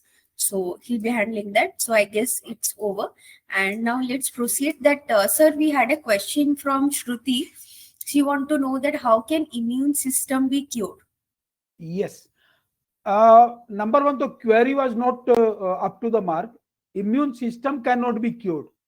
Now the question is what? We get immune system compromised, and especially post-COVID, the condition is even worsening. Now what exactly the immune system that desire to understand? Number one, whatever we do eat in our daily lifestyle, that get converted to the cells, and metabolism happening, and immunity is coming up. This is an individualized, generalized cycle to make the non-medical people understand. Number one. Number two, what exactly the symptom which we get when our immunity get compromised? Number one, they get reduced body energy. Number two, they get lower backache. Number three, they get mild breathing complications. Number four, they may have an appetite, but they can't consume food. Number fifth, they will have a sleep disorder. So there are n number and infinite body symptoms which define that you are getting compromised with the immune problems. Number one. Number two, this is happening especially with those candidates had been treated with viral infections during COVID times. Number three, beside COVID, those who are suffering from the liver diseases or any other autoimmune diseases required to get counter. Lastly, I'm not agreed with the condition. For example, if you take an example of breast tumor. Now, breast cyst and breast tumor in case of females post-COVID is a generalized problem, and they are not getting any sort of resolutions out in the market because that being treated under the umbrella of oncology in the medical science. And people get fear that once they approach oncology, they'll be offering number of chemotherapies and radios, which will injure their next future upcoming. But being into research and development in virology, we came to understand, and when we are working on to the inflammatory models, immunity systems, if you allow your body to grow with the immunity. So how can you allow your body to grow? We as an individual have our body which get mechanized by the cellular level. Now what that cellular level? There is a blood test named CBC, complete blood count, where you've been identified that there are neutrophil cells, there are lymphocyte cells, there are other number of cellular reactions are there. So once you compromise with the immunity, the neutrophil, leukocyte, and the lymphocyte will get disturbed. So either they get aggressive or they get poor. When the number getting poor, it means the enemy is injuring your healthy cells. So when you come to identify that yes, I'm getting compromised with the immunity, then as Dr. Acharya also delivered, we require cellular proliferation, activation of the T cells. So it means the healthy cells will allow your injured cells to get rejuvenated.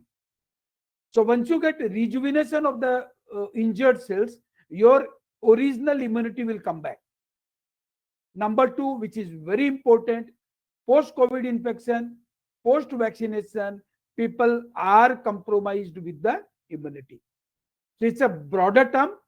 I don't know like whether any sort of good products with the natural resources are there in the market, but we are very much successful activating T cells, which even the pharma science is discussing about. I believe Om is there and he can well certify that yes, even the pharma people are researching that can we activate T cells? Because once somebody is successful in activating T cells, they can target the HIV patient also. They can target the hepatitis patient also. They can target the tuberculosis patients also. So antiviral means any of the antiviral management can be treated with that antiviral management by activating T cells.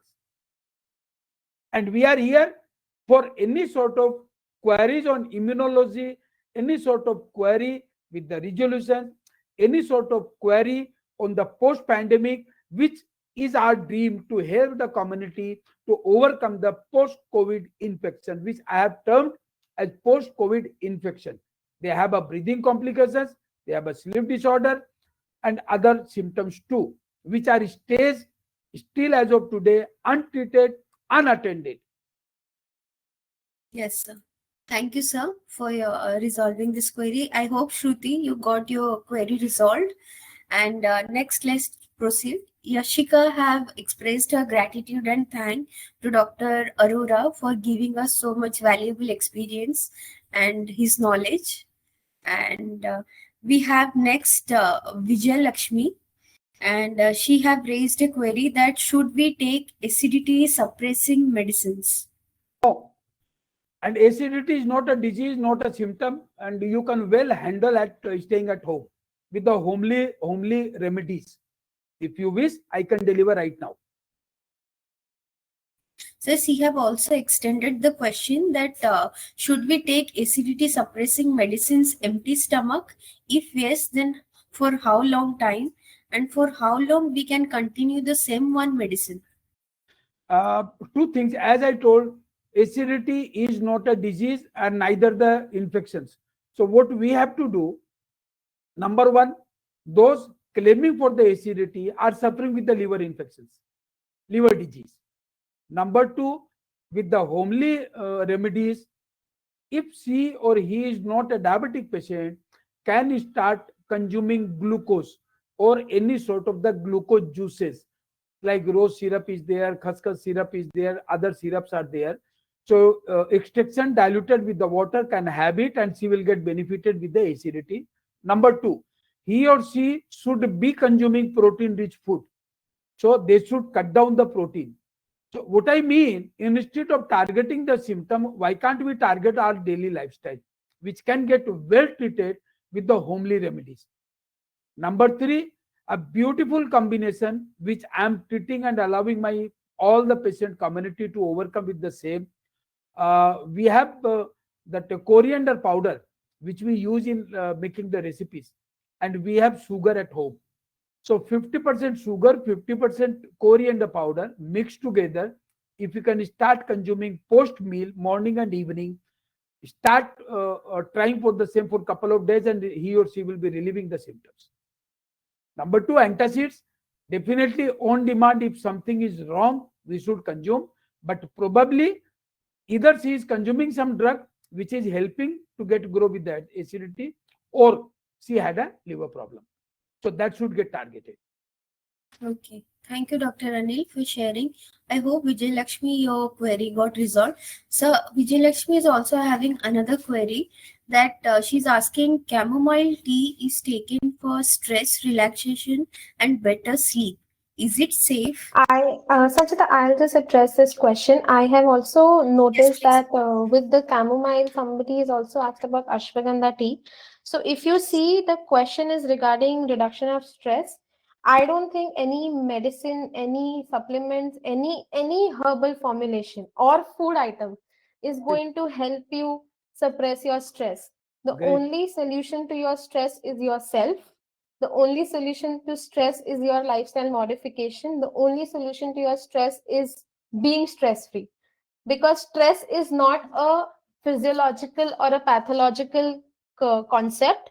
It's a mental concept, and that can only be resolved with your mental peace. So I think the other doctors in the panel would agree to this. So this is Both the awesome. questions,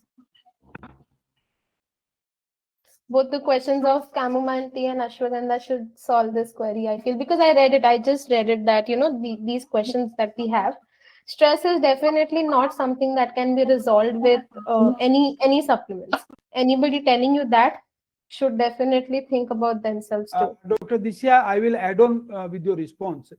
Uh, Stress again get defined with the association of a disease named hypertension. Now, there are three conditions of the every diseases: pre-condition, running condition, and post-condition. Either the individual who raised the query might be either running with the antihypertensive drug, number one. Number two, maybe with the early disease of hypertension infection. So, better let her check the BP continuously for 7 days, have a chart of it, empty stomach and pre-dinner. So if she can maintain a chart for next 7 days time, I believe like picture will be very much clear whether she is in genuine terms have got an oxidative stress or the disease infection under precondition. Yeah. Well said, Dishya and Dr. Anil, that stress is something which is something we can resolve from within, and it is nothing relating to any supplements. So thank you for sharing, and I hope the query is resolved. Now we have another attendee who have raised the query, Munazza. Her query is that how can women suffering from PCOS manage weight gain, because exercise and diet not always work? I believe let Dr. Dishya come first, then I'll be supporting. Sure. So definitely only food and exercise is not going to help, but we're also not targeting to take hormones, or we're also not targeting to take medicines to reduce your PCOD. Again, it is an autoimmune disorder. We need to focus on the causes. We need to focus on the symptomatic relief of PCOD.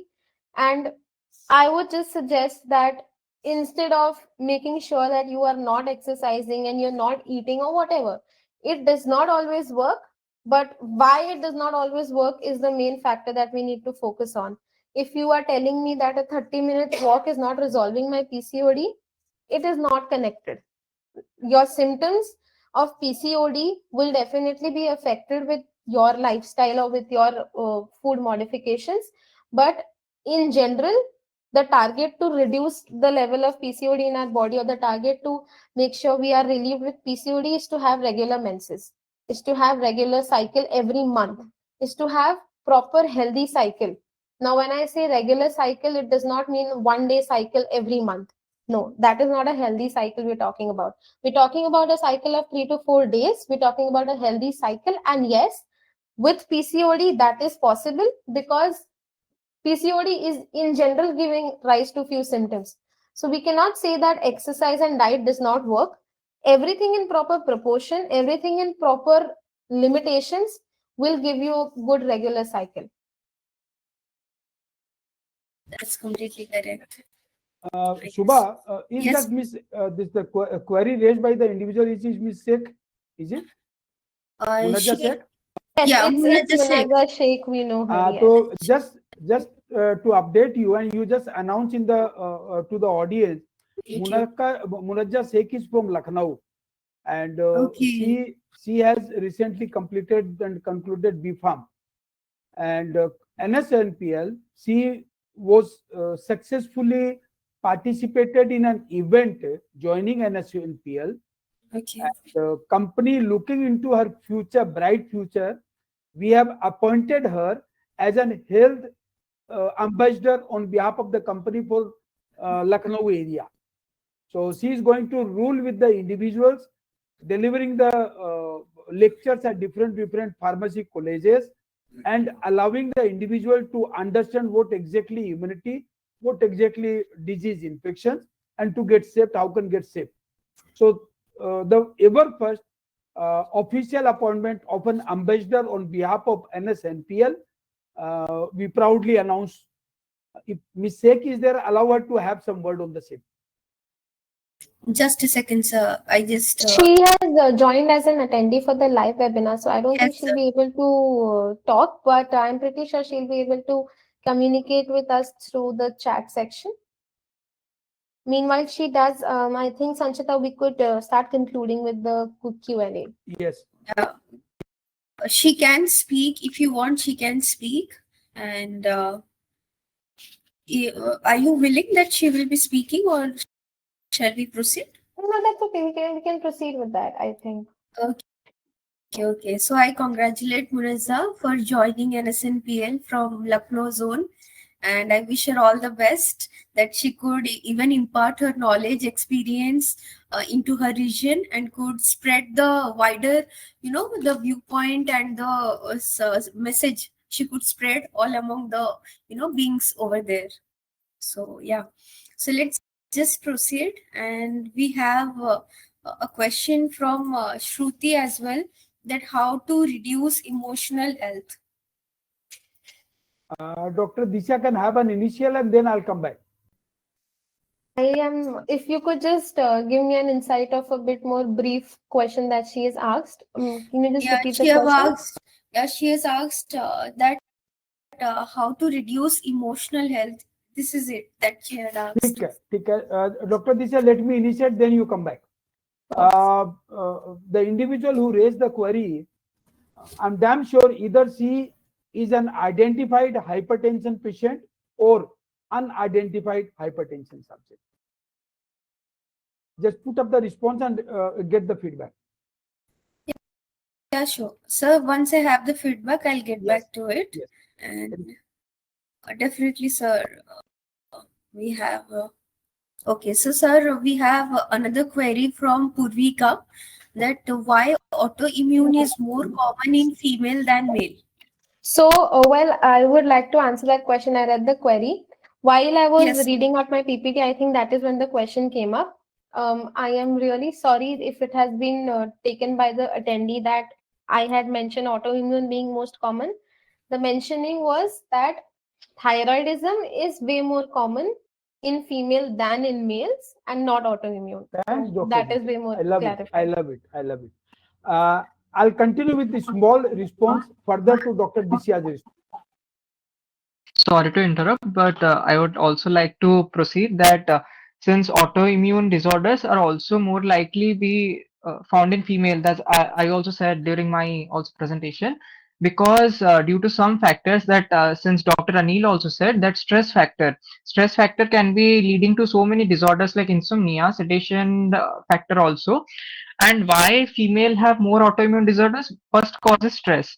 The female have more stress conditions than males, that the psychological apparatus say, along with obesity also, and due to genetical and hereditary factors too. Because since as we consider that XX chromosomes that female bear and XY chromosome that male bear, questions can be raised also that since male have only one X chromosome, so it can be more inherited for males. But here something happens different, that is autoimmune disorders are more hereditarily prevalent in the females rather than males. That it was also a concern into my topic also. So this statement is correct, said by the attendee, that autoimmune disorders are really very more rather than males.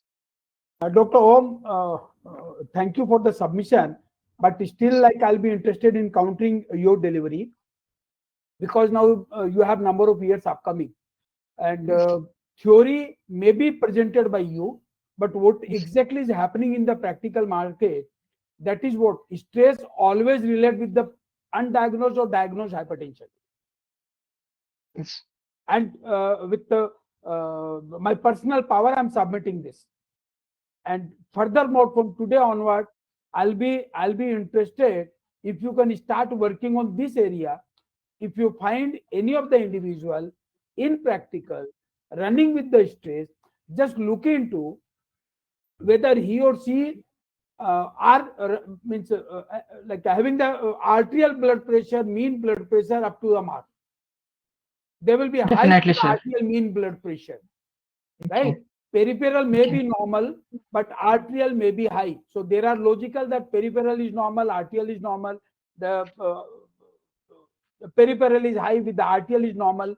But under the market, with the number of MDs or cardiologists, they are not to go with the arterial publication at an initial level until he or she is getting anything related with the walls, right? So Okay.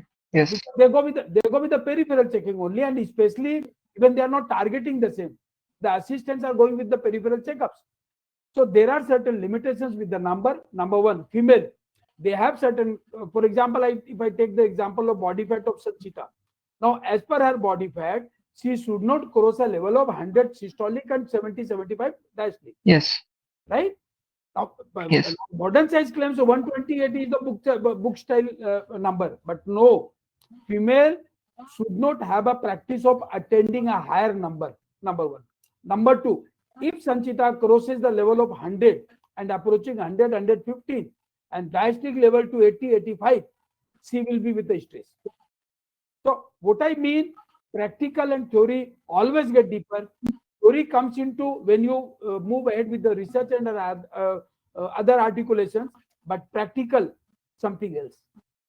Sir, I appreciate your point, sir, and I will consider it because since I also felt theoretical knowledge is not more relevant than practical. Absolutely, absolutely, and that is the reason. Even like one more question: why people are running with the hypertension?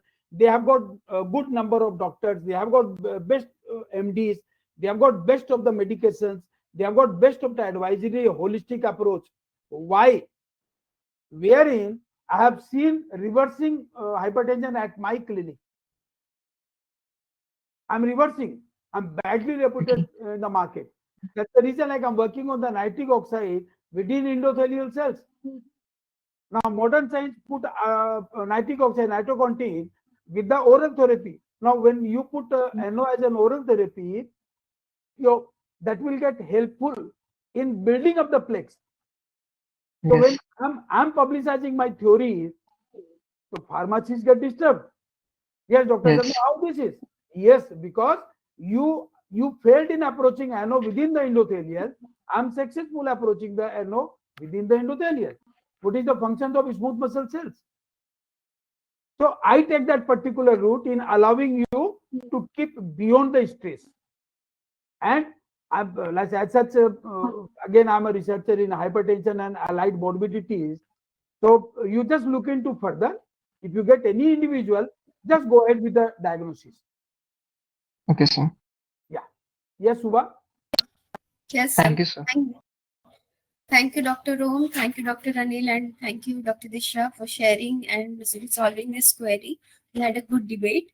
And I would just like to inform Dr. Anil that Munazza has expressed her gratitude that she has shared that she will give her level best in contributing to the healthy well-being of the people. And she has thanked for providing her with this opportunity. So before we conclude, I have a few words for Sanchita and her team. So to acknowledge them, I would like to inform all the attendees and the ones who do not know about who was attending and who was arranging the webinar. We have a team from CEO Wine, and Sanchita is one of the moderators from that team. And it is really appreciable to, facilitate this webinar as NSNPL's first webinar, and they are the team who is doing it. So I'm pretty sure Dr. Sharma would agree with it that it has been easily facilitated with their team efforts. So thank you so much, Sanchita and your team. And now I think you can go ahead with your further discussions. Yes. So before concluding, I would just share some of the insights about, there has been some articles which have been shared by Dr. Anil to me, and it is also an alarming topic for today. today, so I need to share it among all our attendees. I feel it's important. Before going ahead, I had one poll. So let Dr. Disha come up with the result. Publish, Dr. Surely. Disha, just publish the result. So, Yes, so I think Sanchita, will you be able to do that on your end? actually, just allow me some time. Yeah. Or for a matter of fact, Sanchita, what we can do is directly announce the topics that were being Okay, that discussed. will be better. That will be better. Yes, so I think I'll just open up with the topics that we'll be going through in the next webinar as we opened it to the attendees and that which is being selected. So we had three options for the attendees. That is obesity and fat loss versus hypertension, obesity and fat loss versus its self-associated symptoms and morbidities. And we had obesity and fat loss versus bone degeneration. So the highest vote polling that we've got is for obesity and fat loss versus bone degeneration, I believe. I'm right, Sanchita? Yes. Correct. So that is for all the attendees who are attending now and would be attending further will know that this is the next topic that we have. So you must be ready with all your queries for the same. Yeah. So definitely we'll be having an awareness, and there have been also some attendees who have asked that how they will get notified for further webinar because they felt it interesting and engaging. So we have addressed them on behalf of NSNPL that we will be personally emailing them, and prior to the webinar event, we will be making them aware how to join and when to join on what topic. So I guess all those attendees who wanted information about further webinar sessions, we will be coming up. Dr. Anil, if you can correct me if I'm wrong, that we will be coming up in the month of September. The date is not selected yet, but definitely we will be coming back. Yes, Dr. Anil, yes, we will be coming up with the next second webinar in the month of September only. And as you are on way of like concluding the today's webinar event, I have to deliver something for the community, and that delivery should come up with the result. Yeah. So, sir, before that, I just want to, declare an announcement regarding to the recent updates on the monkeypox virus. Yes. Which the documents I shared from you, that I want to read a little bit, and I want to make our attendees a little bit aware of it. That as we discuss health concerns, it is crucial to stay informed about emerging threats. Recently, the monkeypox virus has resurfaced in certain regions, reminding us of the ever-present challenges of zoonotic diseases. While monkeypox is less severe than smallpox, it's a stark reminder of the need for vigilance and the importance of understanding how diseases can come across from animals to humans. Health authorities are on high alert, and so should we be also continue to navigate through these health challenges, and we should be aware enough and educated enough about all such updated news and updated scenarios. So, Dr. Anil, if you could speak few lines about it. Yes. Whatever you have uttered, just add couple of things. Number one, those who have got a continuous recurrence of piles and fissure are more on danger with the monkeypox. Number two, boils with watery boils, like maybe one and maybe multiple, is the only area where you can have a diagnosis. Number three, under the medical guidances, the government also have already put on advisory, as we put advisory in the year 2020 at cross-border airport and railways and our boundaries. So this is again a autoimmune disease only. Virus is attacking and getting you the inflammatory disease. Now, what I uttered and what we have publications, that along with antiviral, we require immunological and anti-inflammatory properties together. So once product have got an anti-inflammations, and that counters, you can counter any sort of any damn virus. But we require safety for the individuals neither had chickenpox sort of infections at an early stage. Number two, those suffering from the piles and fissure, they should be on an alert mode. And number three, those running with the severity of the abdomen distensions, like not getting good bowels, not getting all and all, going on like high protein diet. So these all are like those should to be the safety measures. From the Africa, this has got broke out. More than a lakh of patients are under infections. More than 11% of the community out of 1 lakh plus have got a mortality. So this is again not very easy to get defended, but yet we are on an initial stage. We can get prevented, we can get alerted more, so that we can stay healthy with the family and friends. Thank you, Dr. Anil, for sharing your insights. Now you can please go ahead. You wanted to thank your community, and I can event and activity should be made memorable. So definitely. how this Madden event is going to be memorable? So I'm just going to get a delivery to the community and individuals, friends, those suffering from the bone pain, body pain, and are suffering with the obesity or body fat too. So if at all they can start cut down 2 days protein at a week, 2 days, either they can substitute wheat product or they can substitute pulses sort of. So they should not consume any sort of pulses twice a week for a eight in a month. I'm damn sure out of 10 will have a 80% success rate. You can put down this advisory, you can deliver to the attendees. Not only that, the last comment for the successful event you can put down for the future reference also, so that whoever is listening, whoever is applying in our next webinar, they should come and affirm the same. Definitely, sir. We shall do the needful, and definitely we will be piling up the gatherings we had on this webinar to our next and the next also. So definitely we'll be doing that. So now I would just like to take a few more moments to just express my personal gratitude, and I would take a moment to express our deep gratitude to each of our distinguished panel members and the attendees, lovely attendees. Your willingness to share your time, insights, and expertise on this critical topic is truly appreciated. I would like to thank each doctor panel members, starting from Dr. Rajendra Jagdale, Dr. Sandeep Arora, Dr. Dishya, Dr. Acharya, Dr. Om, Dr. Anil, and Miss Pratima, to spare your valuable time and to come up with this topic and to share with us. And this was not just informative. Your contribution today are not just informative but also inspirational, and we are all richer for the knowledge you have shared. I would like to thank each and everyone to have spared your valuable time, and definitely we look forward to having you all in our next session, which will be coming up in the coming month, and definitely we'll be making you aware for that. Thank you, and thank you all. Thank you, everyone. Thank you. Stay safe, stay preventive. Yes, thank you.